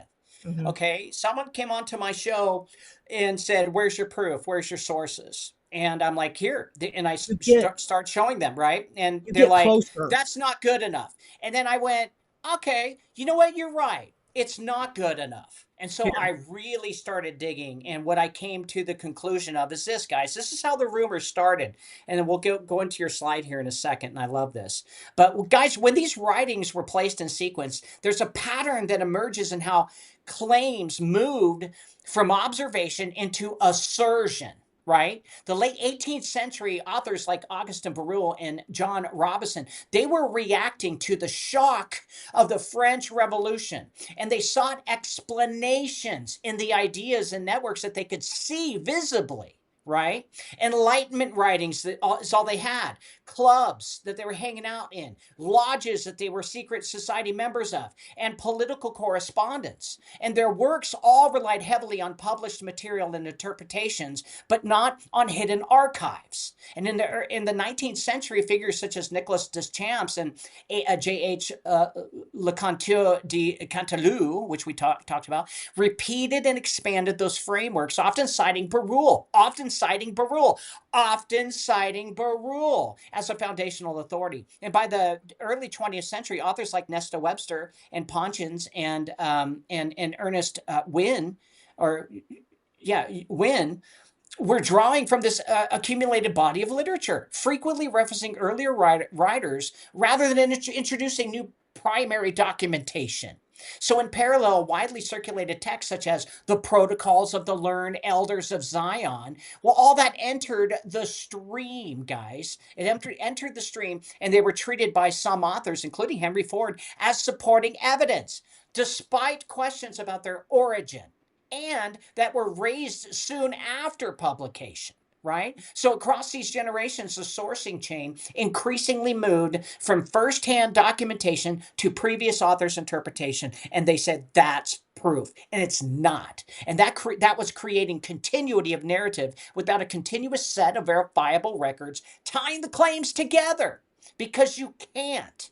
And at the same time, other writers like Werner Sombart or Hilaire Belloc or Karl Marx and Rene Guénon, they were all analyzing economics, society, and religion using their own frameworks, but their work was sometimes read alongside or folded into the same narrative by later commentators. So this blending of distinct approaches, political reporting through Emile Dillon, theological critique through Henry Delassus and George Dillon, and sociological analysis through Sombart, and inherited conspiracy literature through Webster and Ponchins.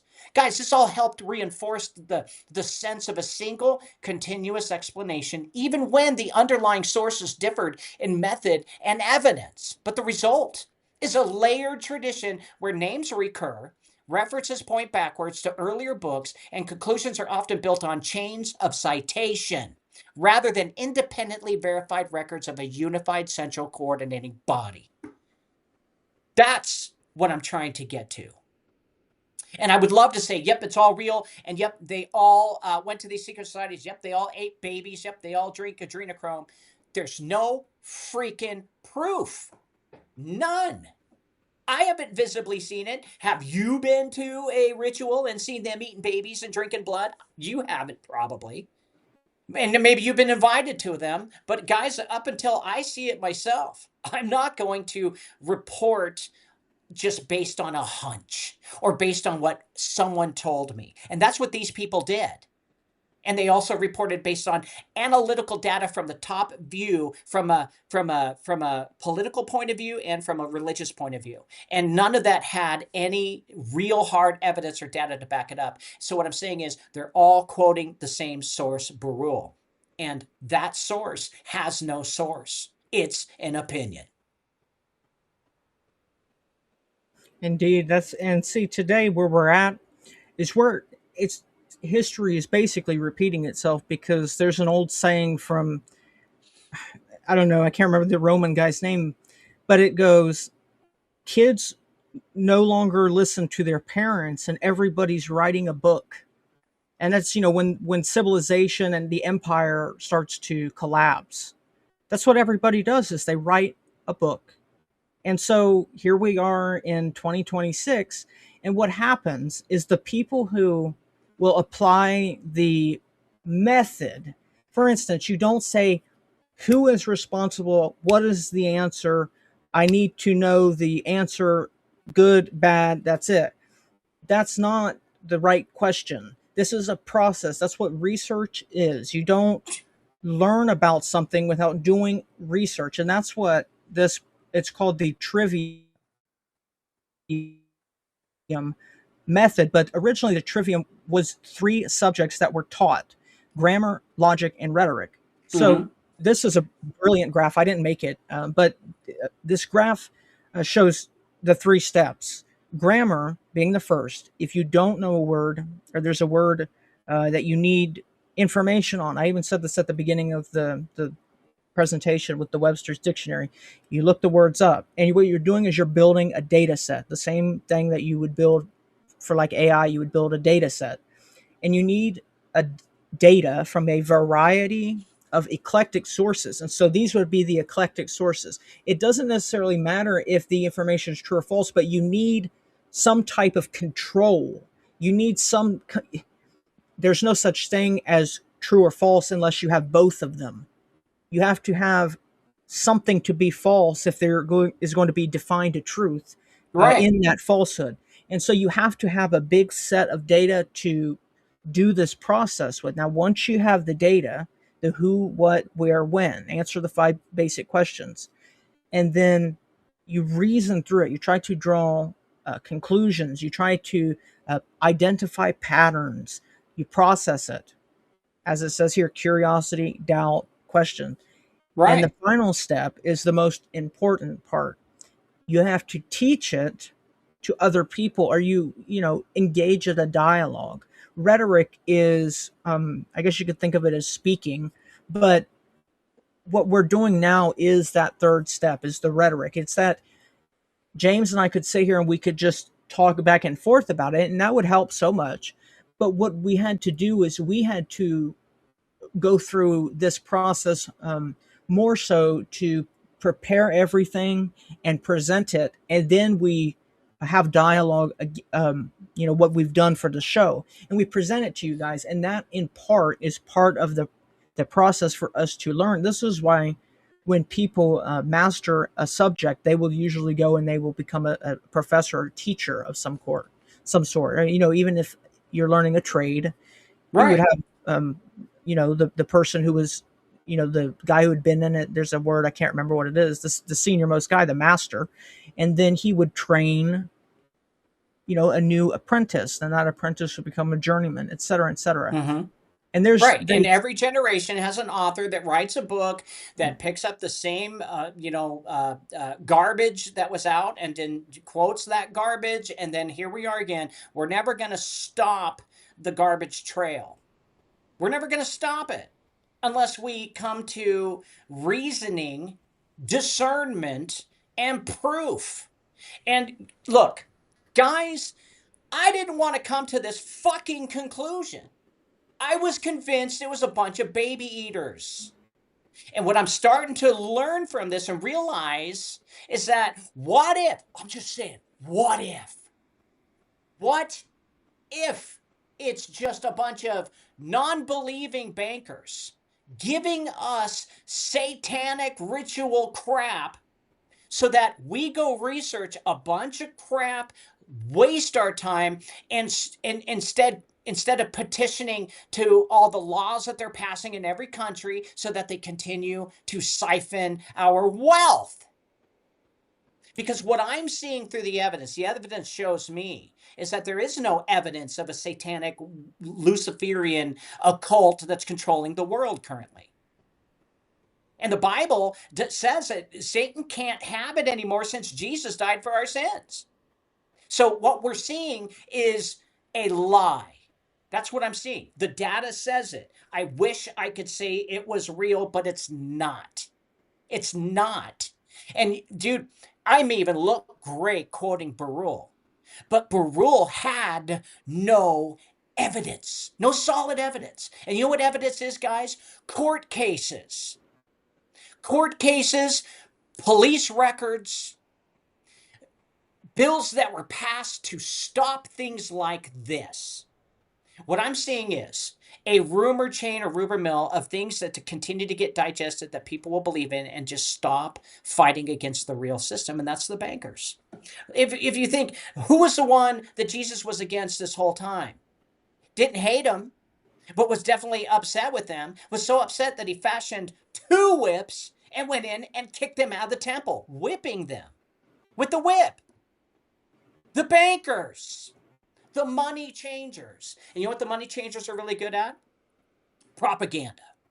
And that's what I think what we've been fed is a bunch of shit. And it wouldn't surprise me if Bonacci, Israel Zeus, those are the new icons of the new era, the old burros of the 1700s and the Henry Fords of the 30s, just carrying the same narrative around, getting everybody to be scared about a satanic group of people who want to eat your baby, period. Yeah, it's all done on, it is banking. The whole thing is banking at the end of the day. We're all Mammon. on borrowed time at the end of the day. It's banking because the whole thing is, money is water. It's electricity, and banking is akin to electrical currency, electrical currency, and it flows the same way. And you will find the terms do the same thing. Banks and batteries and dams convert electricity, water into electricity. All these things are means to an end. So what I have found is that they do those gruesome things, but those are means to an end, in that they're not, for instance, the spell. What do they get in return for these rituals? Well, it's to control people in the way that they do it. They do it to keep people in line more than because they like it. And this is what I have begun to hear from listening to so many people tell their experiences, like survivors and stuff like that. They will, bunch of them will say, it seems like they don't do it because they like it, but because when they enforce people to do it in their circle, it forces those people to be undyingly loyal. These are basically coven secret societies, people who come together and swear on pain of death that we will carry this to our graves. That's what it is. If you and I go to war together and we're in a trench together and we almost die together, there's a bond between those people that can't ever be broken, and they only share that amongst themselves. And so it has to become a secret society of sorts because other people don't get it. And so they find people that they share companionship with and who get what it is. And because there's only 2 ways that goes. One, you can do it out of faith and love, and you can lift people up. You can come together out of, a fellowship, and you can lift people up out of love, and you can better their lives, and you can watch them improve. Or there's fear as opposed to faith. There's fear, and it takes the role of faith in the negative context, because only faith and fear motivate people to action. Those are somebody told me once, the only 2 real emotions are love and fear. And love and faith and, against fear is true. Everything kind of comes under those 2 emotions. And that's what pushes, it's a spirit. It animates you, faith or fear. And so when you can't tell anybody what you're going through, and if you don't follow orders, people you care about are going to get hurt. And if you don't do what we've paid you to do, we will extract the value out of you. And it is all about money. And they say, if I don't do it, somebody else will. And business is just business. And it's ultimately not anything. I mean, some groups do the extra gruesome rituals because they enjoy it, because they're evil people who enjoy watching other people suffer. Sure, it's real. They do it. But others are simply Darwinist. The only reason they do it is because I've got a family to feed. And if you get, if you're the mark and you're stupid enough to believe it, well, you deserve to get got. And I will step on you because I've got a family to feed. Yeah, and I'll lie to you with propaganda in order to keep my thing going. And I think that's what's really going on. Now, I'm not discrediting that there's chamber. I'm not discrediting that I hear what you're talking about. I'm not even saying that there isn't, secret tunnels under the Vatican. Honestly, I don't care. I don't care anymore. None of this information from all of these people are going to help you. Yeah. All it's going to do is just put you into fear, and it's not going to bring you into peace. I'm starting to realize and learn this is propaganda to keep us in fear. And as long as we stay in fear, and as long as we don't do our homework, we focus on Satan instead of God. Period. Now, this whole show is about sources and proof tonight. What I can tell you is that there is proof that the entire world is not being controlled by the bankers. And my proof is this. Russia kicked out the International Monetary Fund. Russia does not have an IMF central bank. That's proof and data. Russia does not listen and do what the United Nations says, nor the Bank for International Settlements.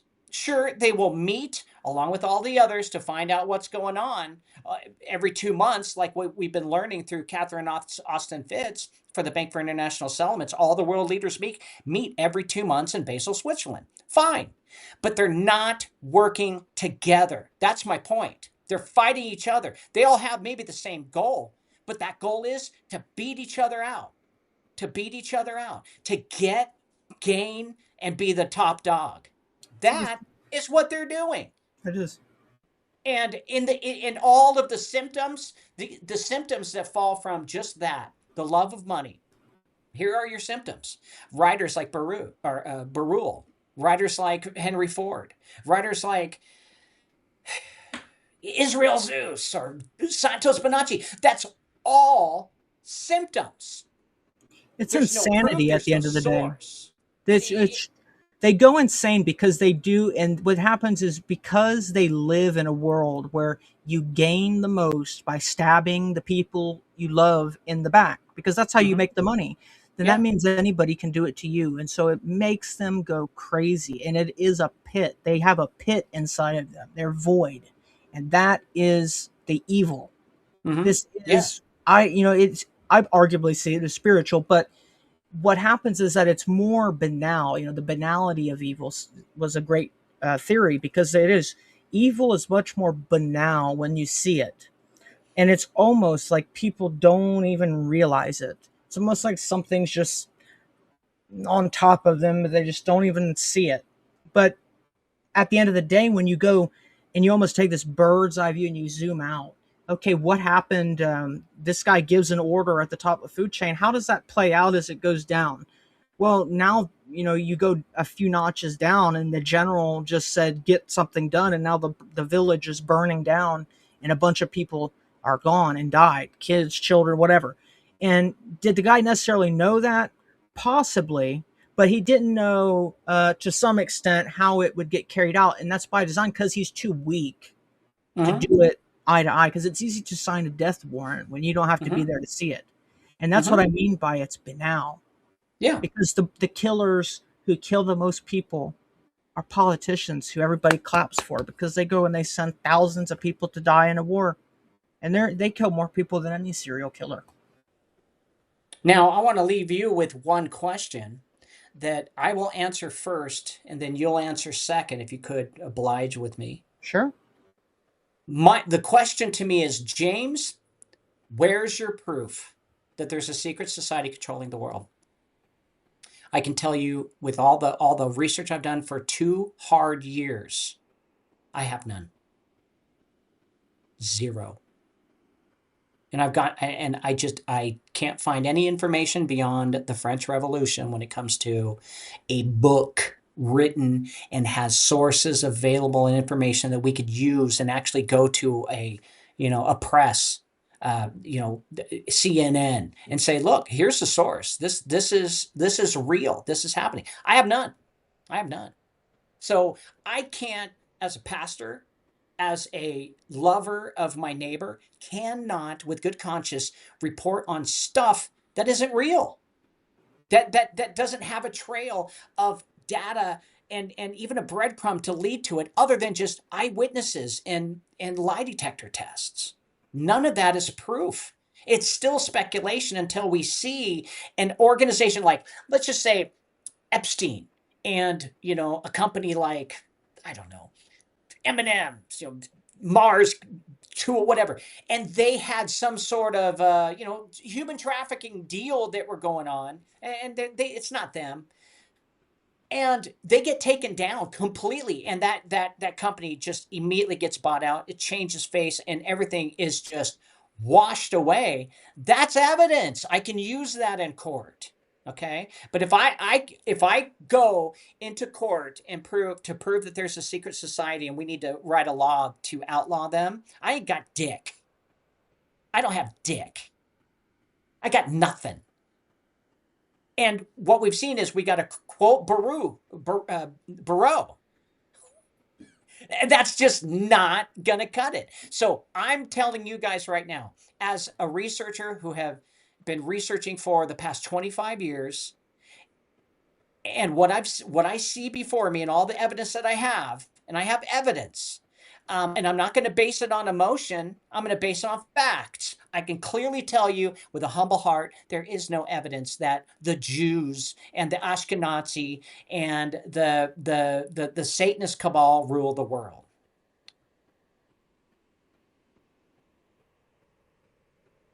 Now I wonder what your thoughts are. Do you have evidence? All I've seen evidence for is that there are a lot of evil people in the world who do evil things and who hurt a lot of people. And some of them know about it, and others, delude themselves into not knowing about it. But there's no tangible, not at least that, is human origin.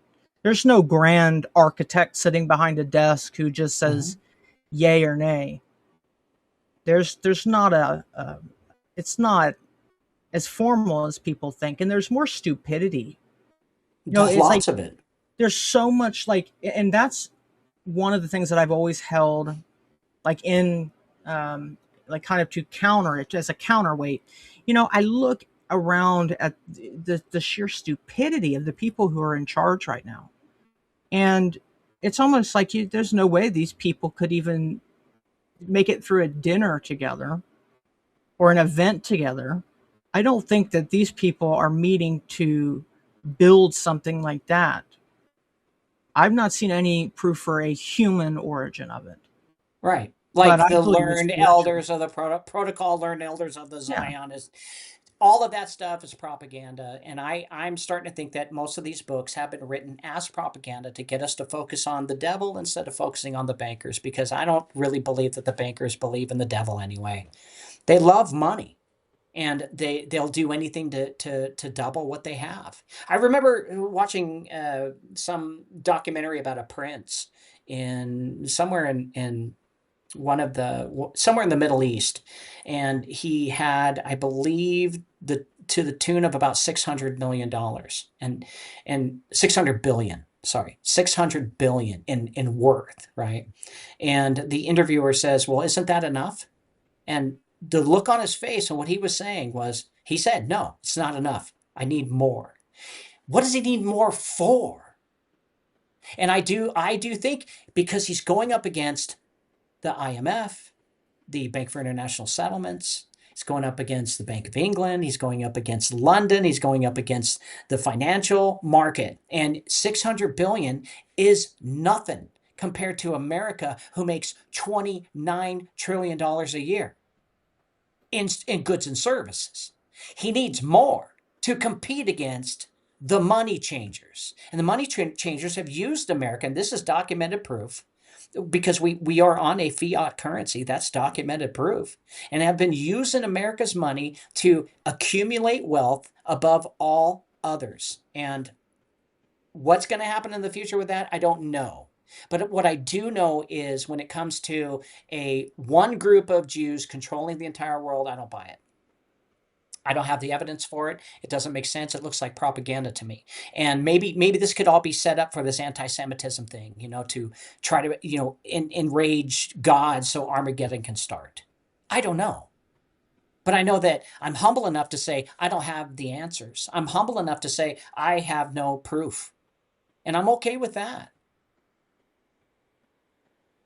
Yeah, I think that's the most important step to the whole thing, because it's in that, being able to assess that, being humble enough to admit that, being humble enough to realize that at the end of such a long tunnel, path, rabbit hole, whatever you want to call it, you still only find out that you don't know anything at the end of the day. You don't, still at the end of the day. But Right. I've seen some very spooky stuff, and I've seen a lot that convinces me that this is of an origin so spiritual. It's a spiritual battle more than anything else. I would agree with the writers on the spiritual battle. I agree. More so than any temporal, material world organization. Because if any of us are human anymore, it seems like some people aren't human anymore, you realize that people don't get along that well. Yeah, they don't. If there's a monetary incentive, you get along with people as long as you're getting a paycheck. And so you send in your daughter to marry into the other family. Indeed. And so what happens is, that's psychotic.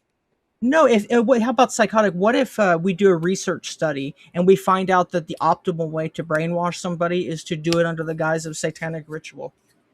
And so, just to do the program the best way, we're just going to do this. And it's like we don't actually believe it, but it's just a means to an end because it works. Yeah.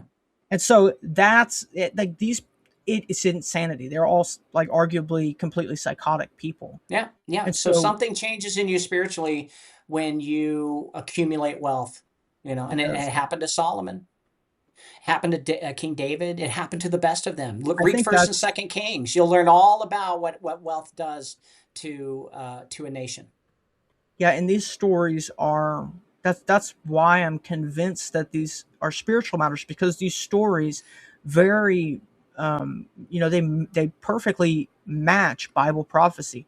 And dare I say this is the biggest thing that I have learned. For those people who are willing to go and read history, you will find out that history confirms that the Bible is telling the truth. You will find out that prophecy is fulfilled in history and is confirmed by history. But I agree 100%. The people that don't read history, well, they don't see. That's where they slip in the easy way. Just say it, just watch it, just donate some money. But then you have to have faith in it. But some of us just know because you can see it. But you just said the easy way. Yeah. The easy way is saying, yeah, there's just a bunch of Zionist, Jew, satanic baby eaters running the world. That's the easy way. But that's not the truth. There's no evidence backing that up. Mm-hmm. Yeah. Sorry, I didn't mean to interrupt, but no, I really wanted to put that point. Really, it comes back to what you said, being humble enough to realize that you don't have the one and only truth. That is the answer. I know that it's the answer because if you always are in that mentality and you're always receptive to the knowledge Jesus said that you have to plant each seed and let the tree grow to see what fruit it has. Right. Because if you don't know what fruit it has, then maybe it'd be good fruit and you want to keep it, but maybe you don't want that tree. But the point is, literally think of it as a tree. You can't do that unless you let it grow. And so that means you have to be receptive to a knowledge or a new idea. Now, if you think you have the answer and you think you are convinced, oh, I know who it is, so anything other than that's not the right answer, or that person is trying to deceive me. But what happens then is, because you are not receptive to anything new, then the one thing you have to do, to ask for forgiveness. Why would you have to ask for forgiveness if you haven't done anything wrong?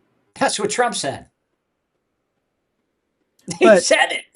I know, and the part about it is not anything other than hubris. It's just so hubris. But what if the only thing you need to do to be forgiven, to be free, is to ask for forgiveness? But that means you have to be capable of doing something to be forgiven.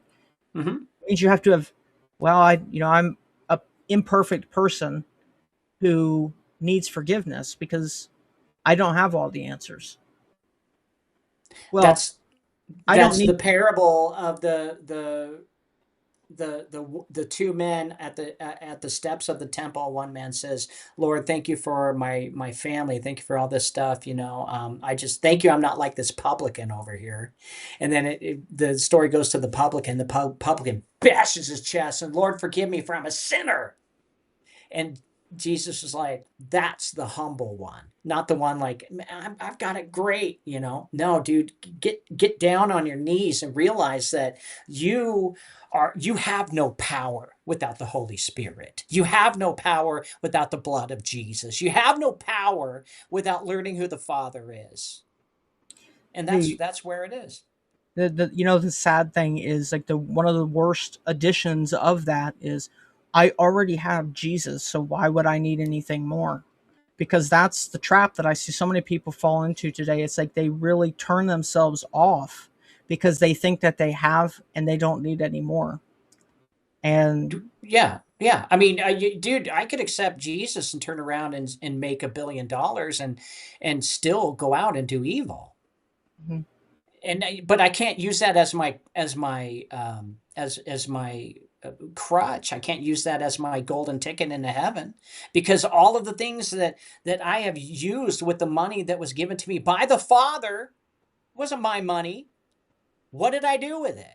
That's going to be the question. Did you help people? Did you, or did you hoard it and try to double it? Did you gamble in Vegas and throw it away? But what really is the bottom line to all this, guys, is our heart.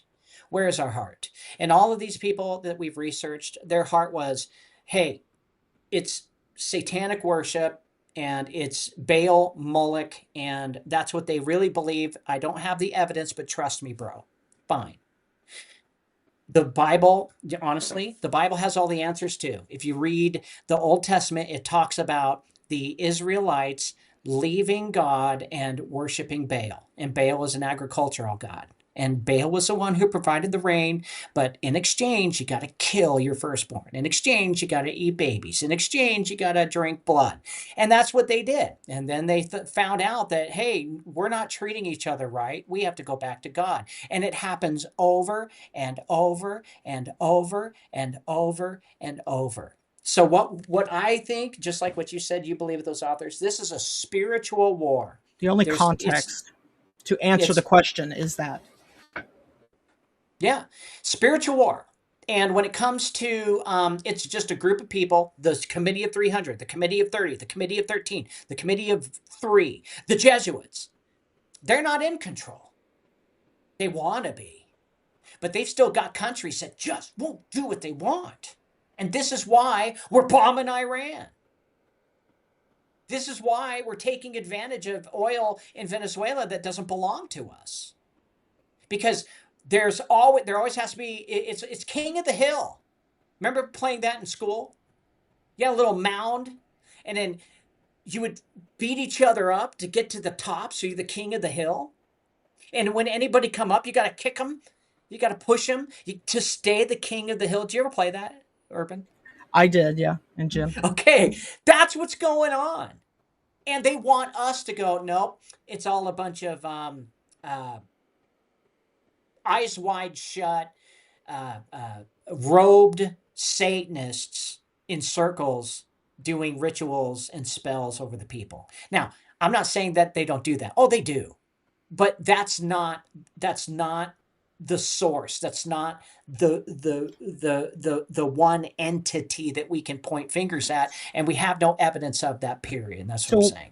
Yeah, what I was saying, like when you had talked about the Bible having the answers, the only framework or context that exists that could that we could use to answer this, the answer doesn't lay within anything human.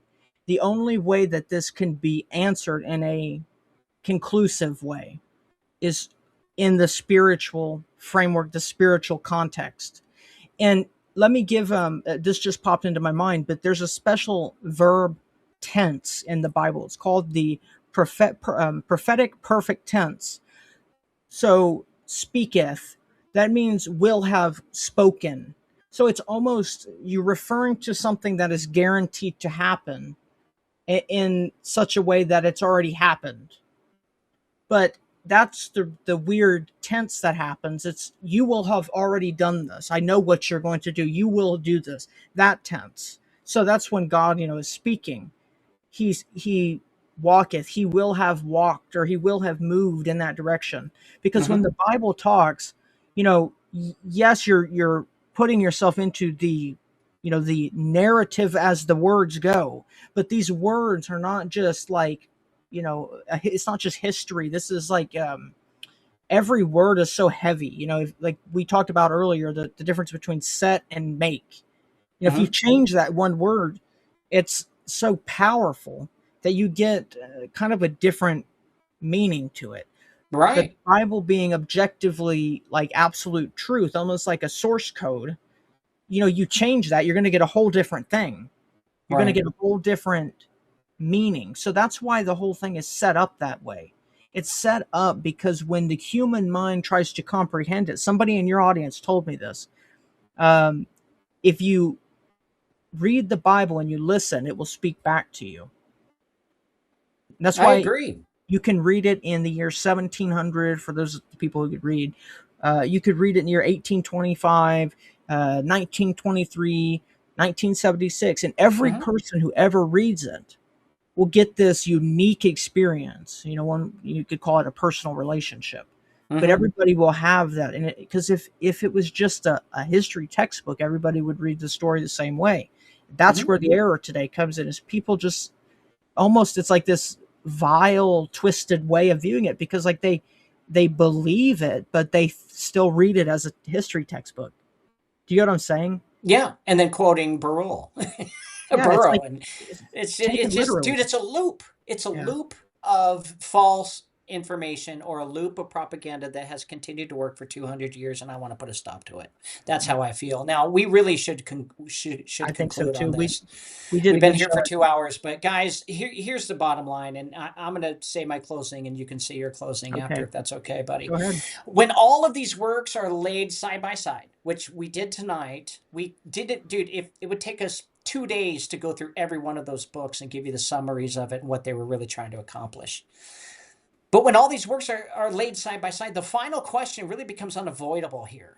Why would so many authors across so many generations print such sweeping claims without producing verifiable documentations of a single centralized command behind world events? You see, the answer does not require speculation. It sits in the context each of these men lived in. Burrell and Robison, they are quoted almost they're quoted all the time. And we found tonight that they have no sources to back them up. But Burrell and Robison were reacting to the collapse of the old order in Europe. You would agree with that? Mm-hmm. They were reacting to it. They needed an explanation as to how fast this shit went down. The old system went down overnight. Overnight. And they had no evidence. They had nothing. So they started writing about it and trying to put the best conclusion they could put together, but they had no evidence.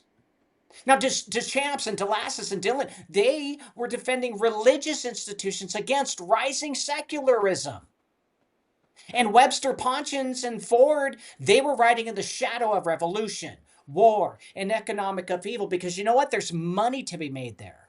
And I believe Ford was quoting all of those other ones, and they all did not have the correct sources. They didn't have anything.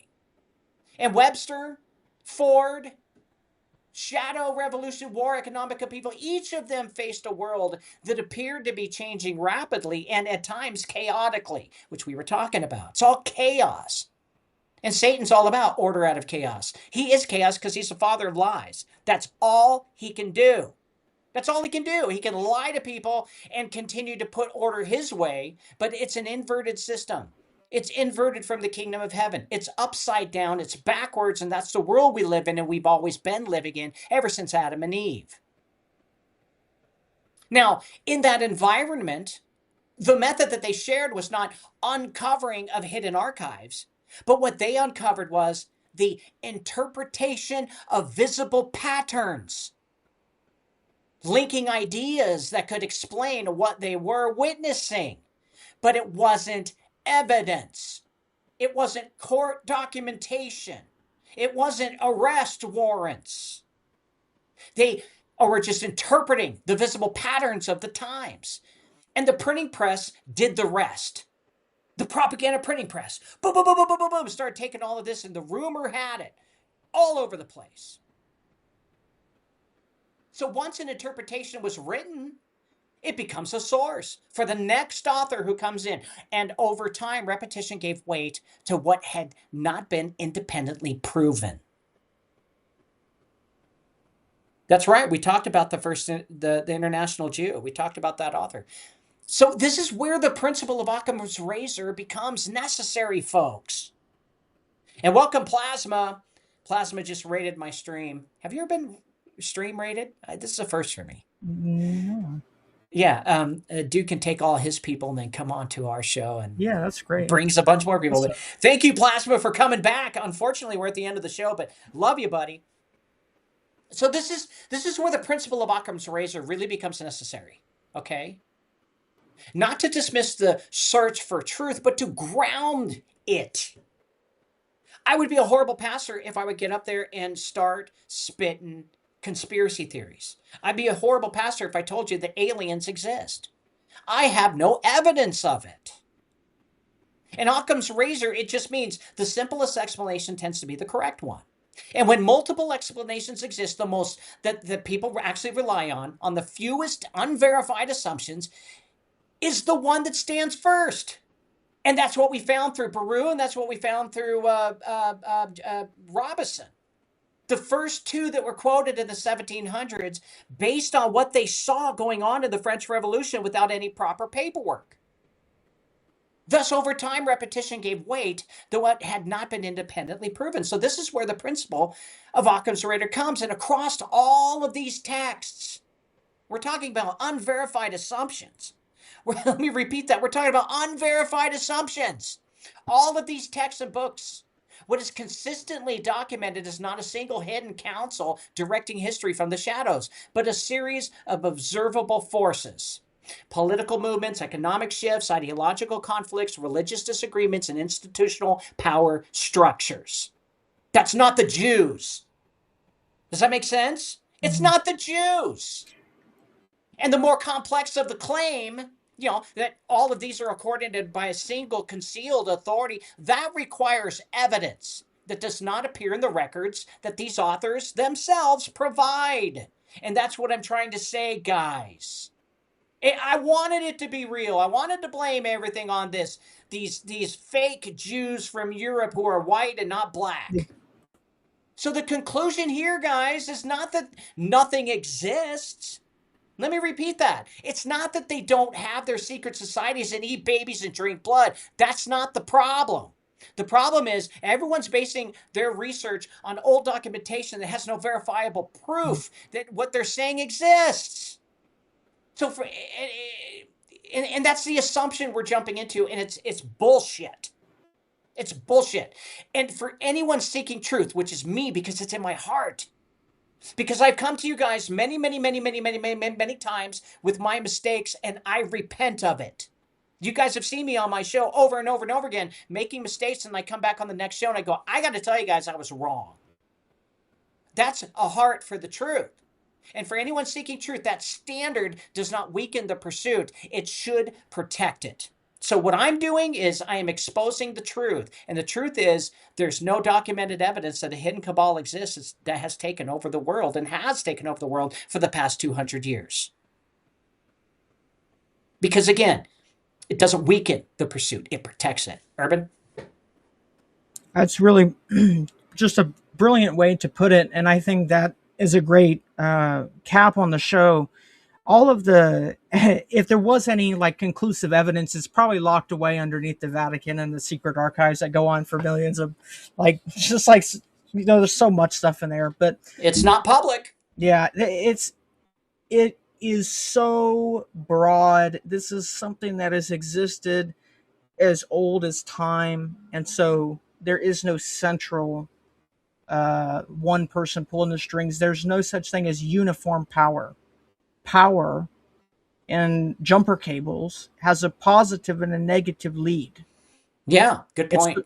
It's the best person to put in this candidate seat of in charge is the person who sees that and is able to play the positive and the negative against each other.